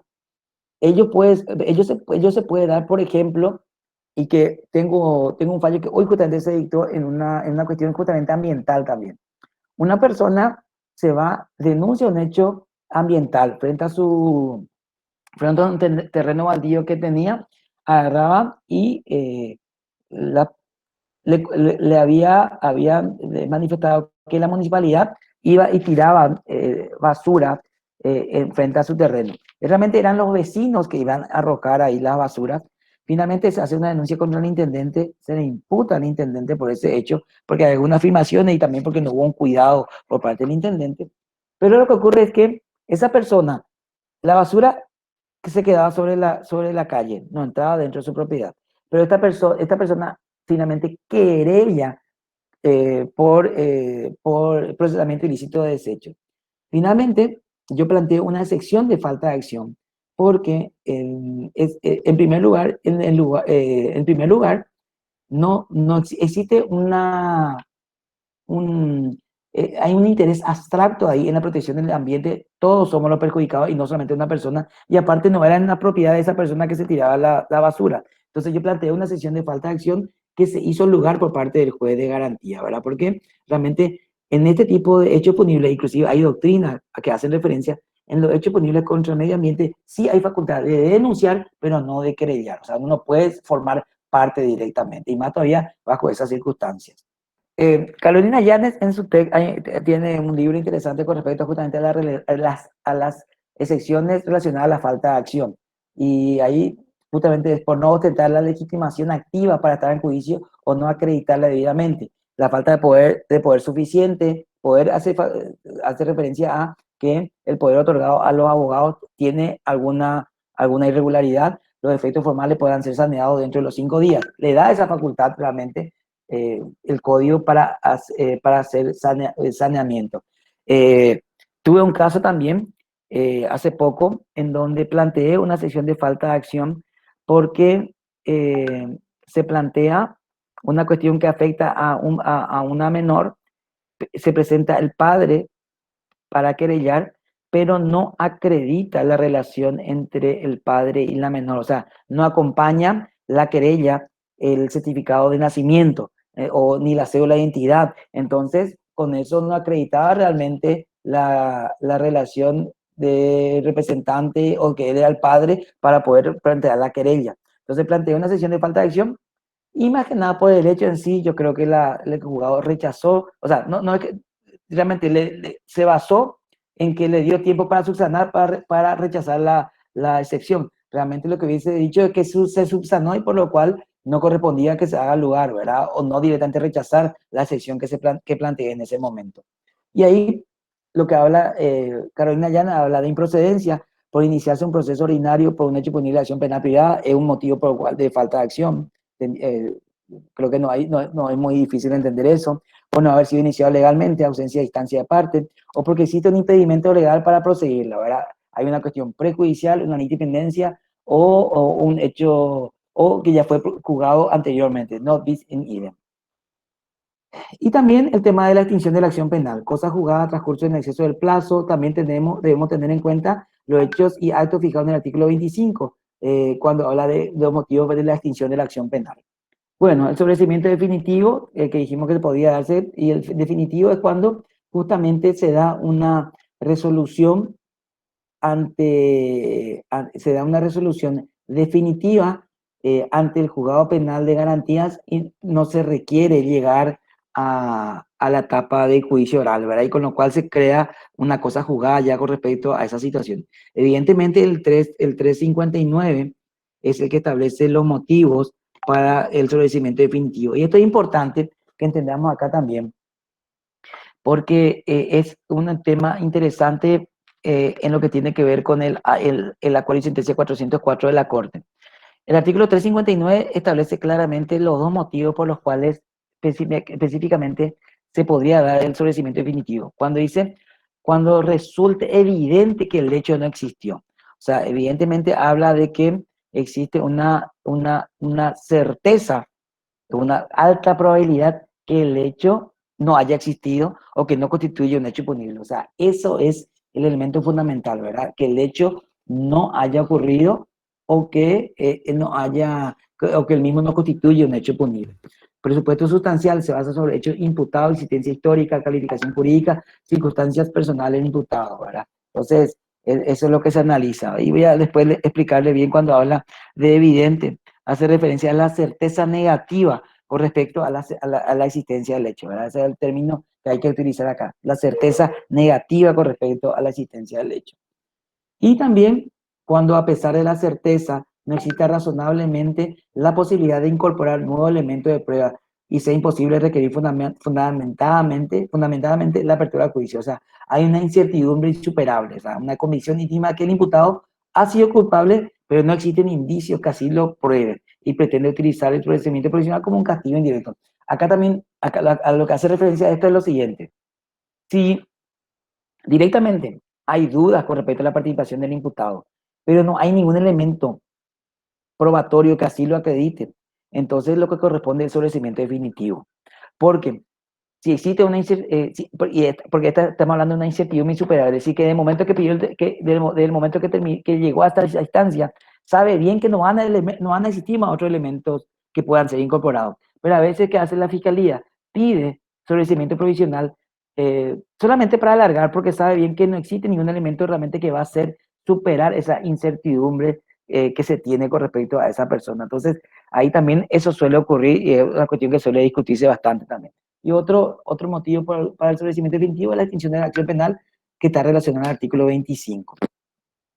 Bueno, el provisional, como vimos, o como sabemos, es aquel sobreseimiento que se da con respecto, de forma no definitiva, sino temporal, hasta que se puedan en un periodo de tiempo incorporar nuevas pruebas, ¿verdad? Entonces, ahí sí hay una incertidumbre que puede ser superada, pero necesita un tiempo que se pueda, de un tiempo mayor de investigación para que esa prueba que supere esa incertidumbre pueda generarse. Ahora bien, sí hay una contradicción, hay una antinomia con respecto al plazo. Imagínense, porque en el artículo 25, inciso 11 dice, pero hay una solución, vamos a decirle que todos nos quedamos en un año para este tipo de situaciones, dice, porque en el artículo 25, numeral 11 dice, en el caso de delitos, si dentro del año del citado sobreseimiento provisional no se solicita la apertura de la causa, después declarará de oficio la extinción de la acción penal. Sin embargo, en el artículo 13.2 dice que este plazo se tendrá a 3 años cuando se trate de crímenes. O sea, acá el problema que se dio es que por un lado el artículo 25 habla de un año y por el otro hablaba de 3 años cuando hablaba de crímenes, pero específicamente el 362 le voy a decir qué dice para no quedar como un mentiroso. El artículo 362 Dice, en casi todos los delitos, si dentro del año del dictado sobre seguimiento no se dicta la reapertura de causa, el juez declarará de oficio la extinción de la acción penal. Este plazo se extenderá a 3 años cuando se trate de crímenes. Lo que ocurre es que realmente en el artículo 25, inciso 11, no hace esta distinción entre delito no hace una distinción directa, ¿verdad? Entonces, por eso este tema de esta contradicción lo señala Jorge Guarín González en su libro, ¿verdad? Entonces, es un tema para el análisis también. Bueno, podemos ver que se puede pedir un criterio de oportunidad, que no hace falta explicar, creo que ya se vieron. Se puede pedir una suspensión condicional del procedimiento. Se puede también se puede revisar la imposición o revocación de una medida cautelar y solicitar el anticipo de prueba, ¿verdad? En base al artículo 320, cuando se tenga un elemento probatorio que posiblemente no pueda producirse en el juicio oral por algún motivo, entonces hay que justificarlo. Quiero pasar nomás a esto. También se puede proponer la conciliación, plantear cualquier otra cuestión incidental que permita una mejor preparación para el juicio, y el imputado y su defensor deberán proponer la prueba que producirán en el juicio. Realmente, yo tuve un caso que fue justamente para el análisis del curso de maestría, donde se pudo ver que el juez agarró de garantías, realiza la audiencia preliminar en 2 etapas, fue bastante complejo el tema. Yo ya llegué a asumir esa causa posterior para el juicio oral, pero he visto que o sea, se hicieron 2 audiencias preliminares. Una primera etapa se planteaban algunas cuestiones y por el tiempo transcurrido se volvió a hacer después la segunda, la audiencia preliminar. Y ahí realmente la fiscalía plantea en la audiencia preliminar, y eso es importante, cuando se desarrolla la audiencia preliminar, la fiscalía lo que hace es directamente ratificarse en su acusación, pero no explica la acusación. Se plantean, creo que, algunos incidentes con respecto al incidente sobre el seguimiento definitivo y otras cuestiones, pero el defensor no plantea pruebas. Finalmente el juez resuelve el auto de apertura a juicio, no le dio oportunidad en ningún momento, porque tampoco consta en el acta de la audiencia preliminar, no le dio la oportunidad para proponer pruebas, y directamente señala que las pruebas planteadas por el Ministerio Público son las pruebas de la defensa. O sea, para mí también ese es un motivo de revisión por parte del auto de apertura a juicio, ¿verdad? Pero cosas que ocurren también y uno tiene que estar atento ante esas situaciones. Edu, una pregunta ahí. Sí. Respecto a la prueba, porque el 353, numeral 12, dice que el imputado y su defensor deberán proponer la prueba que producirán en el juicio. Eso se refiere a la prueba respecto al juicio oral, no a la prueba que puede ofrecer uno sobre un incidente. Y el plazo para ofrecerlo, como el 353 dice, dentro del plazo previsto en el artículo anterior, se refiere a los 5 días. Pero en la práctica pasa que muchas veces la defensa ofrece pruebas en la propia audiencia, y a veces pasa que en realidad el juez la admite muchas veces diciendo, bueno, por el principio de amplitud probatoria. Ahora, por el principio de amplitud probatoria le permitimos a uno que no cumpla un plazo y que lo ofrezca cuando quiera. Y pareciera que eso no debería funcionar así, porque los plazos están para todos. Por más que el código está en los plazos, beneficiando totalmente al Ministerio Público prácticamente en todos los casos, porque si el Ministerio Público no presenta acusación, no pasa nada, le enviamos al fiscal adjunto. Pero si el querellante adhesivo no presenta, entonces se queda sin la posibilidad de estar en el juicio oral. O sea, siempre hay una desigualdad respecto a los plazos. Pero Sí. en este caso, si la defensa no plantea, dentro de esos 5 días, no plantea sus pruebas y lo hace en la audiencia, si te tocara ser juez penal de garantía, ¿te admitirías igual la prueba a destiempo? Y mira, eso fue justamente uno de los temas, uno de los primeros temas que se tuvo en discusión cuando se implementó este sistema acusatorio, ¿verdad? Cuando entró en vigencia el nuevo código. Porque muchos pensaban o entendían también de esa misma manera, o sea, y en el cumplimiento de los plazos, que éramos muy estrictos nosotros en esa cuestión con respecto al proceso anterior también, ¿verdad? Y como en lo civil también. Entonces, el tema era justamente eso. Una vez notificada la audiencia preliminar, uno tenía 5 días para hacer sus planteamientos. Eh, en una primera instancia se actuó de esa manera, y si no se presentaba dentro de esos 5 días, todos esos planteamientos no se podían plantear para la sustanciación de la audiencia preliminar. Eso fue recurrido y llegó hasta la Corte.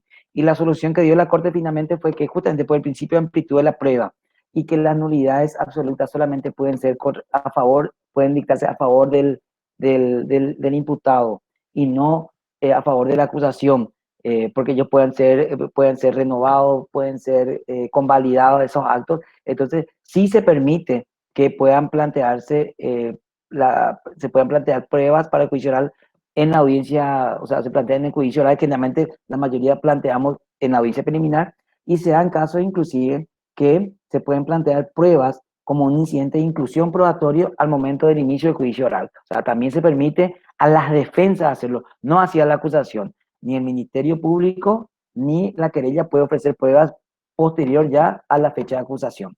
Claro. Y tampoco en la audiencia preliminar ni el juicio oral. Ahora, ¿te parece realmente? Yo dudo mucho y tengo mis serias críticas. ¿Te parece realmente que el principio de amplitud probatoria implica que hasta que no tenga plazo una de las partes para ofrecer la prueba? Porque yo entiendo que el principio de amplitud probatoria significa que vos podés ofrecer toda la prueba que sea lícita, cualquier medio de prueba. Eso es la amplitud probatoria, la amplitud de medios de prueba. Pero no quiere decir que vos podés ofrecer prueba cuando vos querés y como vos querés, a tu antojo, etcétera. Porque si es un principio del proceso, los principios son para ambas partes. No puede ser un principio de un proceso para una parte. Pues si es un principio, es principio para los dos. Y si es un principio de amplitud probatoria, entonces el Ministerio Público también puede presentarla cuando quiere. A mí me parece que ahí hay una desigualdad procesal, en este caso a favor de la defensa, que creo que es una de las pocas que hay a favor de la defensa. Pero no estoy de acuerdo yo con eso. Yo creo que la defensa también tiene un plazo y el plazo en este caso es de 5 días y si no lo ofrece ahí, ¿por qué no lo ofreció en esos 5 días? Yo creo que no se puede premiar la negligencia, y el hecho de establecer plazos no es infringir un derecho procesal. Digo, en lo civil también te dan plazos para ofrecer pruebas. Y vos no podés decir, bueno, no lo ofrecí ahí, lo vengo a ofrecer ahora por el principio de amplitud probatoria. No te admiten. Para mí, yo creo que hay que respetar los plazos que establece el código.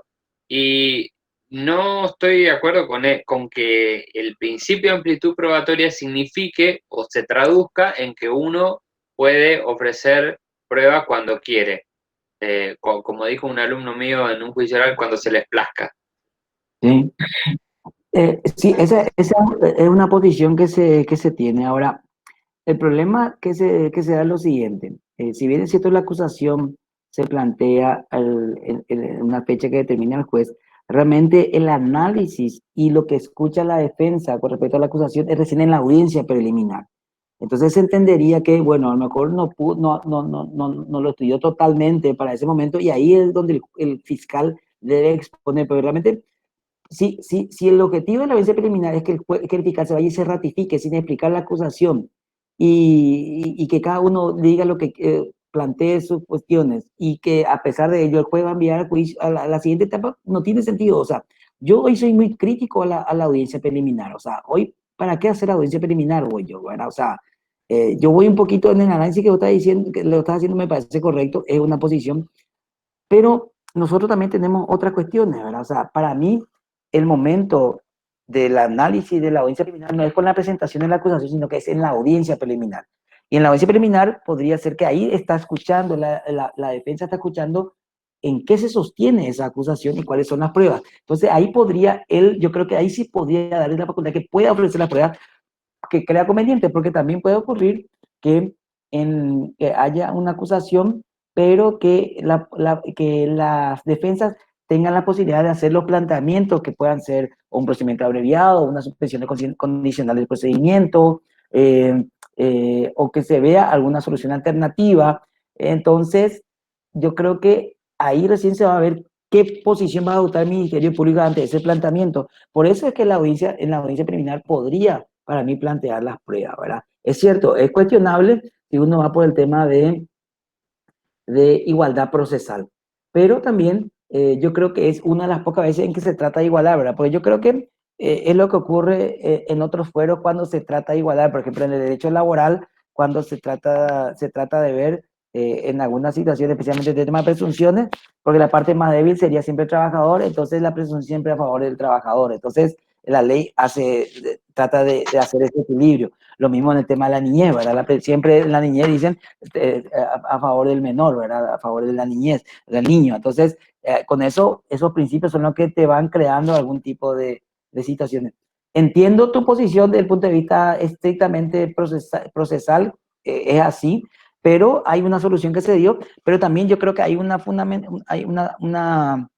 respuesta en base a lo que te estoy diciendo, ¿verdad? Que en la audiencia preliminar se tendría que analizar la acusación, porque ahí justamente saber si es correcto o no, y si lo planteado es o no, ¿verdad? Es correcto o es certero. Entonces, por eso creo yo que está mal, lo que tendría que hacerse es corregirse ese artículo anterior, el 352, creo que es, el tema de los 5 días. O sea, para mí, ahí hay que sacar eso, eventualmente que sí, en todo caso, plantee en la audiencia preliminar que se plantee las pruebas. Correcto, pero el tema es que ahora el artículo está. Y Está.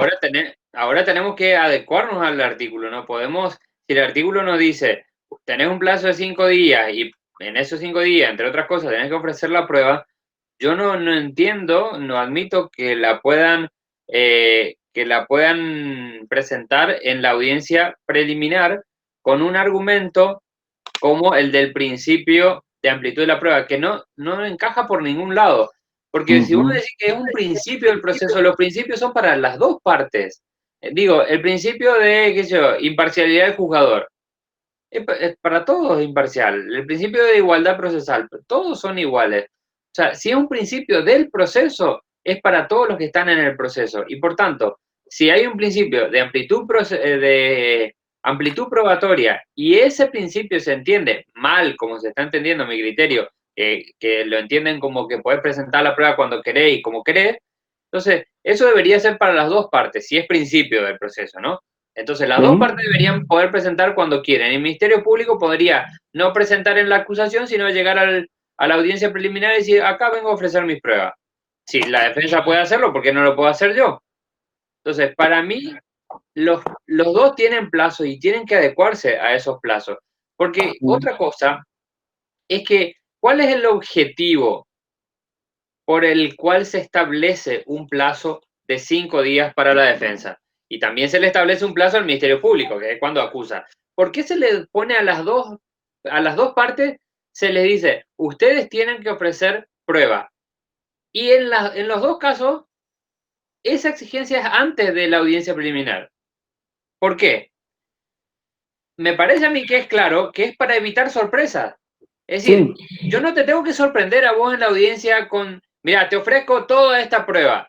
¿Y vos cuándo te vas a defender? ¿Cuándo vas a poder analizar, a ver la prueba, a ver los testigos? ¿Cuándo vas a poder evaluar toda la prueba que te ofrece por sorpresa la otra parte? Para mí, el plazo es anterior justamente para que las dos partes puedan evaluar la prueba que está ofreciendo el otro y llegar con las objeciones que cada uno haga a discutir en la audiencia. Porque la audiencia preliminar es para discutir, no para hacer planteos nuevos, sino que para discutir algo que ya hemos planteado, que ya tenemos consabido, que ya tenemos sabido de antemano, ya tenemos conocimiento de antemano. Entonces vamos a ir a discutir nomás en la audiencia preliminar. Mira, pero mira, ahí en esa parte, en la primera parte sí coincido, en la última parte yo creo que es cierto. Yo creo que, y voy a ver si me explico. Para mí, lo que ocurre con las partes es que deberían presentar las pruebas y lo que se quiere evitar es la sorpresa. Lo que ocurre es que en la acusación para la defensa o para el imputado, el que no puede tener sorpresa es el imputado. Esa es la garantía que tiene el imputado, ¿verdad? Ahora, sí podría darse de que a lo mejor el imputado hace justamente lo que vos hayas planteado, ¿verdad? Como estrategia, no decir nada porque la presunción siempre es de inocencia, ¿verdad? Hasta que se demuestre lo contrario. Entonces, él no tiene por qué, el imputado no tiene por qué demostrar su inocencia, es la acusación la que debe romper ese principio. Entonces yo creo también que tiene que un poco ir por ese lado.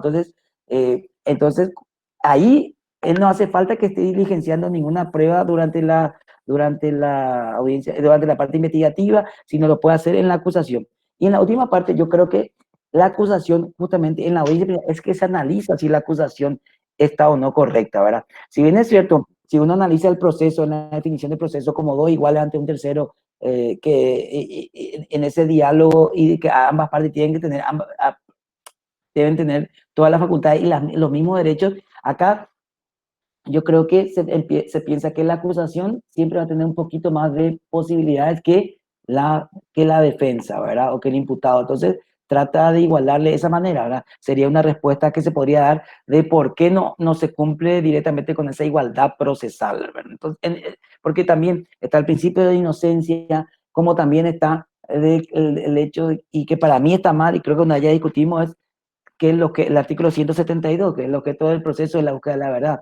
El objeto del proceso no puede ser la búsqueda de la verdad, porque para mí lo que se crea, y eso también tengo, son estados de certeza, como se dice, porque cada uno va a tener su verdad, y lo que yo voy a generar en base a las pruebas es qué probabilidad de certeza le doy yo a los hechos según las pruebas que yo vaya presentando. Entonces, lo que se prueba realmente en el juicio no siempre es la verdad, que la verdad material. Entonces, son esas discusiones que se deben tener realmente con respecto a este tema también. Y yendo a esa posibilidad, es cierto, hay una desigualdad quizás en esa parte solamente en el código, pero yo creo eh, que voy también por el lado, yo voy por la defensa en esa parte, ¿verdad? Porque veo cómo finalmente ese principio de inocencia finalmente no es tanto así. Yo soy el criterio cuando ejerzo la profesión y cuando estoy defendiendo, yo soy una de las personas que genera elementos de prueba para demostrar que soy inocente, aunque yo sepa que mi cliente es inocente, porque sé que la acusación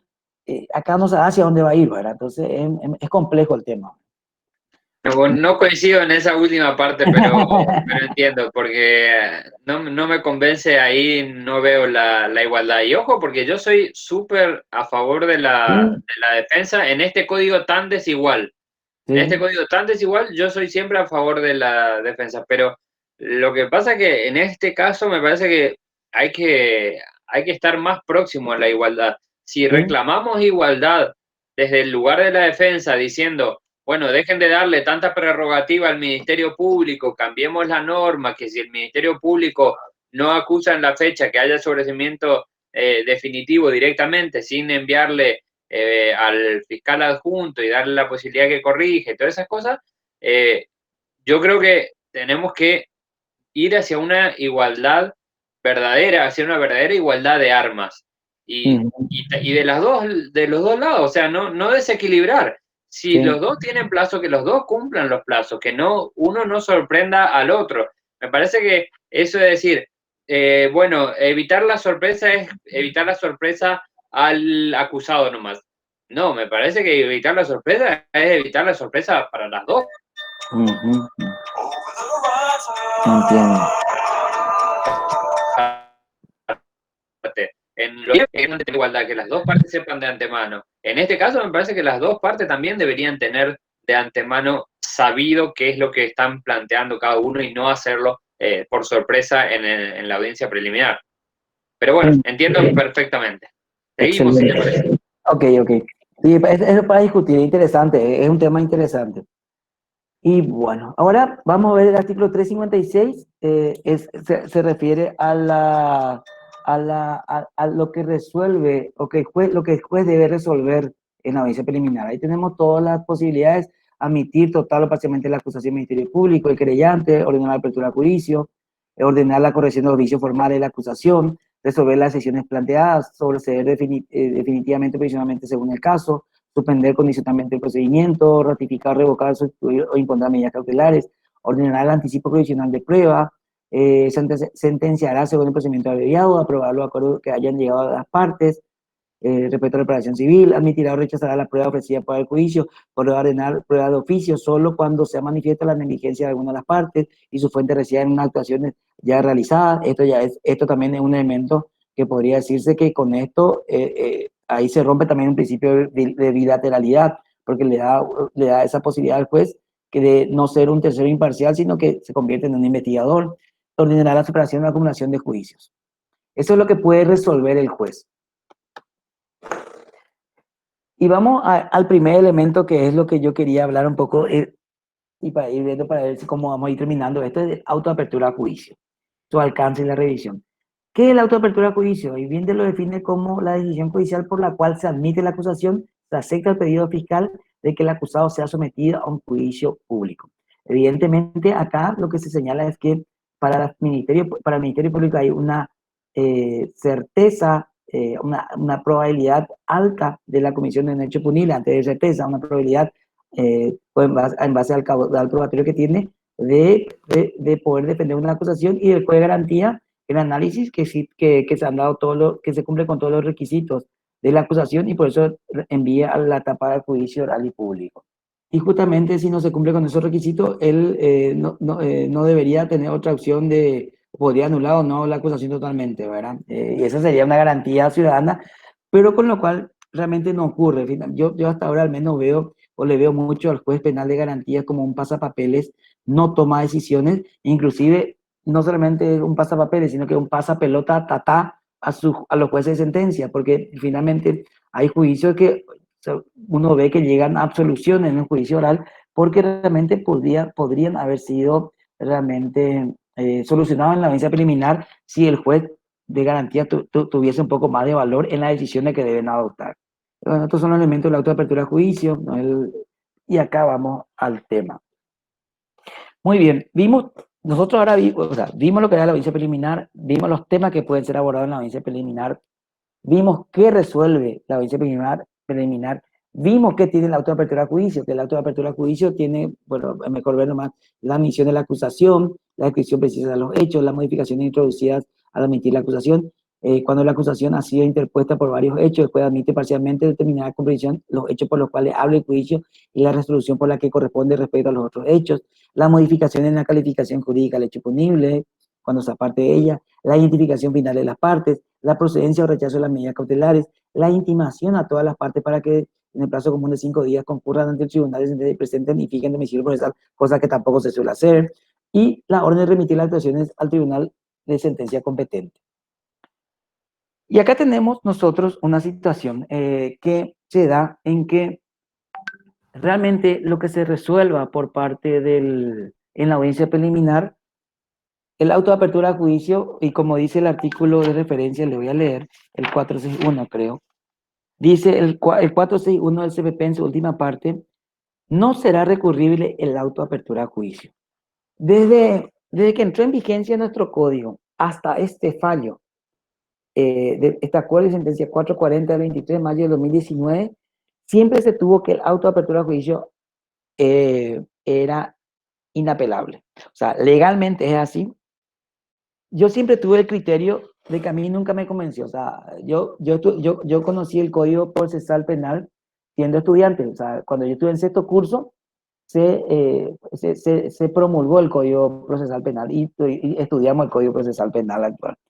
Y siempre mi pregunta con los profesores era, ¿por qué la autoapertura es inapelable y dónde está esa posibilidad de una doble vía de revisión realmente o de un fallo judicial? Que es una garantía no constitucional, pero que sí está en el Pacto de San José de Costa Rica. Hubieron distintos fallos en todo este tiempo, hubieron cámaras que en mayoría siempre decidieron que fuese a favor la inapelabilidad, hasta que se plantea esta acción de inconstitucionalidad con respecto a autoapertura a juicio.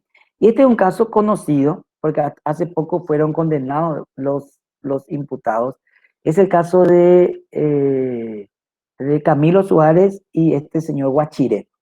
El año pasado se había realizado la audiencia preliminar, se plantearon varios incidentes, incidentes sobre seguimiento, incidentes de exclusión probatoria, incidentes de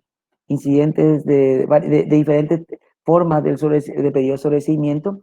Y con respecto a eso, el juez, el Tribunal de Apelaciones rechazó in totum todo el recurso de apelación en base a justamente el artículo 461, el cual refiere que la autoapertura es inapelable.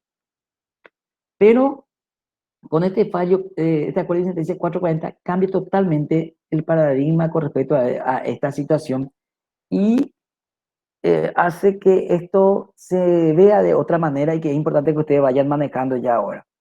La sala constitucional, esta sala constitucional estaba formada por la doctora Miriam Peña, por el doctor Jiménez y por el doctor, el último que ingresó también, voy a decir, Ramírez Candia. Ramírez Candia, por Ramírez Candia. Entonces, la preopinante fue la doctora Miriam Peña, que hace ya un tiempo estaba en la sala constitucional, y siempre también ellos habían rechazado el autoapertura, o sea, habían rechazado la acción de inconstitucionalidad con respecto a todo lo que tenía que ver al rechazo de las apelaciones de los autoapertura a juicio.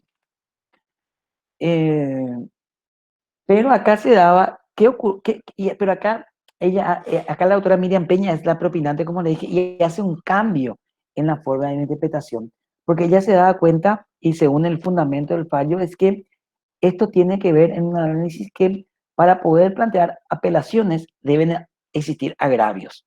Si no existen agravios, no puede haber apelaciones. Y el criterio que siempre se utilizó fue que el auto de apertura a juicio no causaba agravios, porque justamente si el imputado, acusado, se le remitía a la etapa del proceso penal, del juicio oral y público, de ese proceso penal, él iba a tener todas las facultades para poder defenderse, con lo cual el auto de apertura a juicio no creaba ningún tipo de agravio. Eso era el entendimiento que se tenía. Ella explica muy bien ese fallo en ese sentido, y también ella explica que existe un cambio en el concepto de lo que era el Código Procesal para Iberoamérica, que es nuestra fuente, y lo que tiene que ver también con el paso que existe en este nuevo siglo, del siglo XIX al siglo XX, en lo que hoy se tiene que interpretar como qué causa agravio y qué causa agravio y qué no causa agravio. En esa época, ella dice que había situaciones que el hecho de llegar hasta un juicio oral y público no le causaba agravio al imputado, pero hoy hay situaciones que sí te causan agravio. Existen, por ejemplo, las redes sociales, existen medios de comunicación masivos, uno está constantemente informado, con lo cual una persona al llegar hasta el estado de juicio oral y público quiere decir que pasó por otras dos instancias y todo el mundo ya lo ve a esa persona como culpable. Entonces, esas son situaciones que deberían hacer de volver a analizar ciertas situaciones. Esa es una explicación que ella da con respecto a por qué tiene ella un cambio de criterio. Y hay cosas que ella veía antes, que veía de otra manera y lo ve de otras circunstancias ahora. Y todo se basa en lo que yo le había manifestado hace rato cuando estábamos hablando con el profesor Fermín, específicamente a la ley 1/89, conocida como Pacto de San José de Costa Rica, en su artículo 8.2, que dice así: garantías judiciales. Toda persona inculpada de delito tiene derecho a que se presuma su inocencia mientras no se establezca legalmente su culpabilidad. Durante el proceso, toda persona tiene derecho en plena igualdad a las siguientes garantías. Y en la H dice derecho a recurrir del fallo ante juez o tribunal superior. Con lo cual, siempre tiene que haber una posibilidad a una instancia superior de revisión. Cuando se promulga nuestro código y la fuente de nuestro código, ellos hablaban de que existía un control horizontal. Lo que resolvía un juez en la etapa de garantía podía ser revisado posteriormente por un tribunal de sentencia conformado por otras 3 personas, con lo cual, si había un error en el juez de garantía, esto podía haber sido corregido por el tribunal de sentencia. Con lo cual, ella dice que eso no es cierto tampoco, ¿verdad? No es que no existe, no es que existe órganos, un control horizontal, sino que existen instancias judiciales, no instancias, son existe una organización judicial, pero no una revisión real, porque finalmente, y acá viene el tema, acá está el artículo de referencia que dice que lo que yo planteé como defensa en la audiencia preliminar no puedo volver a plantearlo en el juicio, como incidencia ante el tribunal de sentencia, porque si no sería como realizar dos audiencias preliminares en un mismo proceso.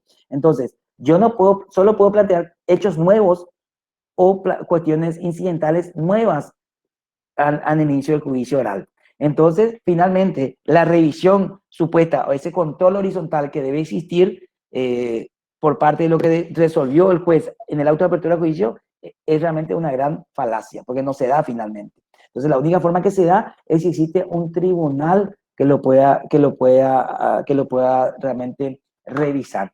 Y también acá vamos a ver que existen varias antinomias, porque vamos a ver que hay, existen instituciones del derecho procesal penal que si yo lo planteo no en la audiencia preliminar, lo planteo antes, sí pueden ser objeto de recurso de apelación, pero por un lado, lo que se resuelve en el auto de apertura de juicio no puede ser objeto de recurso de apelación. Entonces, hay una antinomia y ella, de esta manera, en este fallo 440 hace referencia a 6 cuestiones que sí pueden ser objeto de recurso de apelación y que pueden ser analizados. Ahí está, ella habla del artículo 137, porque así introduce la ley 8, la ley 1/89, el Código de San José de Costa Rica, y realmente esto fue un fallo en mayoría, porque la doctora Miriam Peña fue la propinante, acompañó al doctor Ramírez Candia, pero estuvo en disidencia el doctor Jiménez.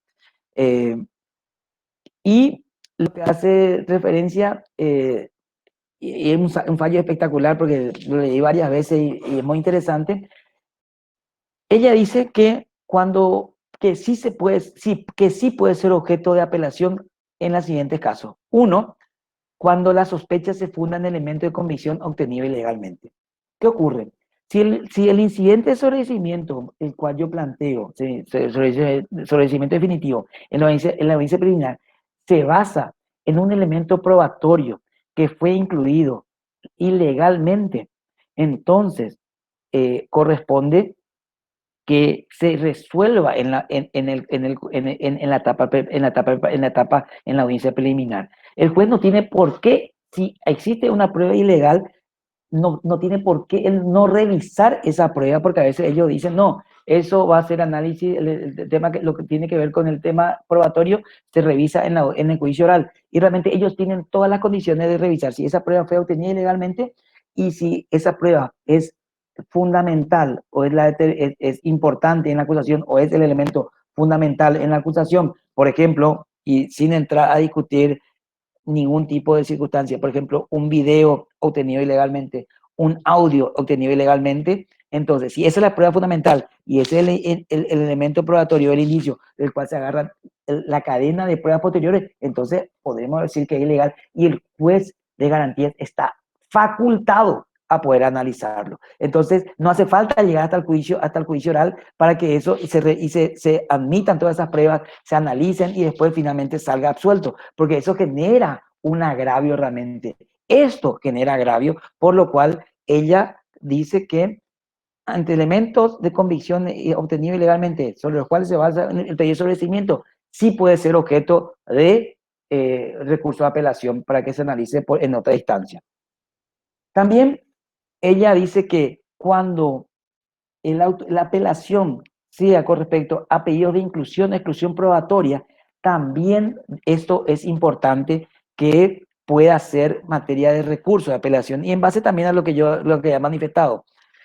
Uno es que si estamos hablando de exclusión probatoria y esa prueba es ilegal o irregular, o es, por ejemplo, fotocopia y no originales que suelen ocurrir en un juicio mío, me condenaron con fotocopia y yo había cuestionado, y lo planteé como un incidente de exclusión probatoria al inicio del juicio, eso no tiene por qué llegar hasta el juicio oral para excluirlo. Y si es inclusión o exclusión probatoria, también debería ser motivo de apelación. Y con respecto al primer punto, algo que se me pasó, cuando le había dicho yo, especialmente cuando la sospecha se pone en el elemento de convicción obtenido ilegalmente, tiene que ver con el artículo 359, inciso primero, cuando el hecho finalmente, cuando no pueda ser superada esa certeza negativa, ¿verdad? Entonces con esa prueba no podría ir a un juicio oral realmente. Entonces ahí tendría que analizarse y por lo cual sí puede ser motivo de recurso. La inclusión y exclusión probatoria ya le dije, y también el hecho de que una prueba tomada ilegalmente también, o que se pide la exclusión probatoria y no se la haga y uno sabe que corresponde, sí me causa un agravio, por lo cual, si existe un agravio, como le he manifestado, es motivo para plantear una apelación y no hace falta llegar hasta el juicio oral. También otro motivo por lo cual se puede apelar un recurso de un auto de apertura a juicio, porque el auto de apertura a juicio se dicta una sola resolución, no se dictan dos resoluciones, aunque en este caso el planteamiento de la defensa había planteado en todo caso que tenía que haberse dictado dos resoluciones. Por un lado, el auto de apertura a juicio y por otro, todo aquello que tenía que resolver la cuestión de incidentes y otras cuestiones que tenían que ver con pedidos de sobreseimiento y exclusiones probatorias. Entonces ahí eso podría ser motivo de apelación, lo cual eso no está permitido, es solamente una sola resolución y debe pronunciarse con respecto a todos los planteamientos de las partes. Y si se ha dado un abandono de querella, entonces eventualmente si no se puede apelar el auto de apertura a juicio, entonces tampoco podría apelar la querella por este motivo. Entonces, con esto se le da la posibilidad a la querella a plantear la apelación en los autos de apertura de juicio si es que a ella se la declara abandonada. También otro motivo que causa agravio es todo aquello que tiene que ver con una medida cautelar, sea la imposición o la revocación o la aplicación de una medida cautelar o dejar de lado una medida cautelar. Si se le iba a juicio oral por probamiento de pena mínima, entonces también eso produce un agravio, por lo cual también es materia de apelación. También otro motivo por el cual podría ser materia de apelación, según este fallo, es cuando el auto de apertura se rechacen planteamientos que de haber sido admitidos hubiesen impedido la realización del mismo juicio oral. Esto hace referencia a situaciones donde existen obstáculos legales, por ejemplo, prescripción, falta de instancia de la víctima, existencia de una cuestión prejudicial, como hayamos visto, o la existencia de una sentencia firme que impide un nuevo juzgamiento, existencia de fueros. Entonces, en todos esos casos, sí se dieron esos planteamientos, con lo cual no se iba a realizar el juicio oral, entonces sí, eso sí causa agravio y también esto puede plantearse como un recurso de apelación. Y voy a repetir, caso de prescripción, falta de instancia de la víctima, la existencia de una cuestión perjudicial, existencia de sentencia firme que impide un nuevo juzgamiento, existencia de fueros. Entonces, si se dan esas circunstancias que van a impedir, entonces sí causan agravios, por lo cual sí puede ser materia de apelación. Y también, cuando el proceso se refiere a varios hechos y el auto de apertura se resuelve distintivamente, perdón, cuando el proceso se refiere a varios hechos y en el auto de apertura se resuelva distintivamente con respecto a cada uno de ellos. O sea, hay varios hechos y hace referencia a uno nada más y a los otros no, o puede ser que se eleve con respecto a un hecho y con respecto a otros hechos, inclusive dan solución alternativa al proceso. Entonces, cuando ello ocurre, puede causar agravio y también es materia de apelación. Bueno, eso es un poco lo que tiene que ver este fallo, esta acuerdo y sentencia 440. Eh, Me pareció importante cuando hablamos de audiencia preliminar tratar este tema porque también hace a la cuestión práctica y con esto también yo creo que cambia el paradigma y van a comenzar a ver nuevos planteamientos y los autos de apertura de juicio en base a estos 6 puntos que le había expuesto pueden ser motivos de apelación y este fallo jurisprudencial respalda esa posición.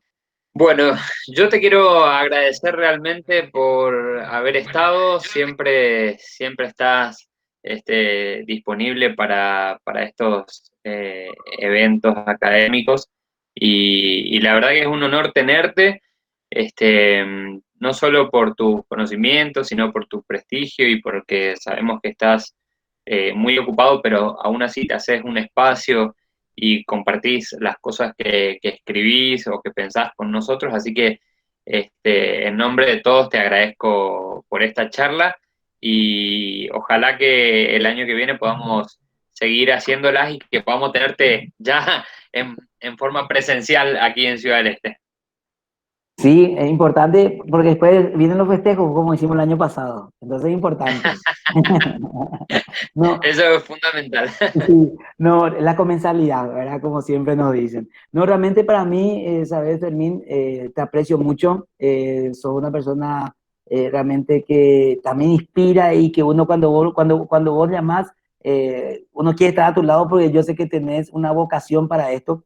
Y realmente con esto también nosotros creo que lo que queremos es buscar una seguridad jurídica, porque al tener mejores profesionales, mejores colegas, eso nos va a ayudar a todos, ¿verdad? Que es lo que nosotros creemos, ¿verdad? Entonces, si hablamos de estos temas, si repensamos el derecho, si analizamos y si entendemos que las cuestiones tienen que ir por este lado, ¿verdad? Porque yo soy también del criterio que no todo se compra y se vende, porque mucho se va por ese lado y a veces yo no hice mi trabajo como correspondía y es más fácil culparle a otro. Entonces, yo creo que la cuestión profesional va con la responsabilidad en la formación y en ser responsable en los actos, ¿verdad? Entonces, a mí me encanta hablar con los jóvenes, tuve la oportunidad de ser docente, ser director de una universidad, ser decano de una universidad y tratar de transmitir, ¿verdad? Porque, y que la gente que viene detrás sea mejor que uno, ¿verdad? Para mí eso es lo principal, porque eso no va a formar una mejor sociedad para todos, a lo que tenemos que apuntar a una sociedad tan desigual en la que tenemos hoy, con tantos problemas, y este tema de la pandemia nos demostró realmente que estamos muy lejos de lo que se pensaba, ¿verdad? Te voy a enviar un artículo que escribí con respecto al tema de Yahari, este pensador israelí, ¿verdad? Él escribió en Homo Deus que ya estaba todo superado, que el hombre ya venció a la guerra, ya venció al hambre y había vencido a la enfermedad en su libro. Y realmente era tan desafiante porque existe un ser superior, ¿verdad? Pero me parecía a mí cuando leí, dije yo cuando leí el libro, ¿verdad? Y después, hace poco tiempo, decía yo, de que empezó el tema de la pandemia y todo lo que vino, dice, no, voy a escribir con respecto a esto y voy a publicar, y bueno, tiré en La Nación, donde suelo publicar, como un artículo, pues, para demostrar nomás que somos seres humanos, que lo que parecía que existía no existía. Imagínate que ni la vacuna no estamos teniendo con respecto a una pandemia, pensábamos superado y no es así. Entonces, esto es como un garrotazo que recibimos y nos damos cuenta en dónde estamos realmente y que nos falta mucho y nos falta a lo mejor ser más solidarios, ser más buena gente entre todos y ser lo mucho que te quieren tus alumnos. Entonces, por eso es que cada vez que me convocas siempre voy a estar, ya lo hice el año pasado, me fui allá, me encantó estar con el grupo de la UP, ahora creo que es la segunda clase que tenemos con la gente de la Católica, y porque vos también siempre me das esa oportunidad de estar con ellos, así que para mí es un placer, una satisfacción y un gran desafío, porque implica prepararme, leer y así también aprovechar este tiempo para discutir y analizar algo que me gusta a mí, que es el derecho, ¿verdad? Es Cerro Porteño, es mi partido, y también el derecho, ¿verdad? Así que muchas gracias y gracias por el tiempo y espero no haberle aburrido tanto. Gracias, hermano, y nos vemos en cualquier momento. Abrazos grandes desde Ciudad del Este y gracias a todos por estar aquí conectados. Gracias, chao, Hasta chao. luego.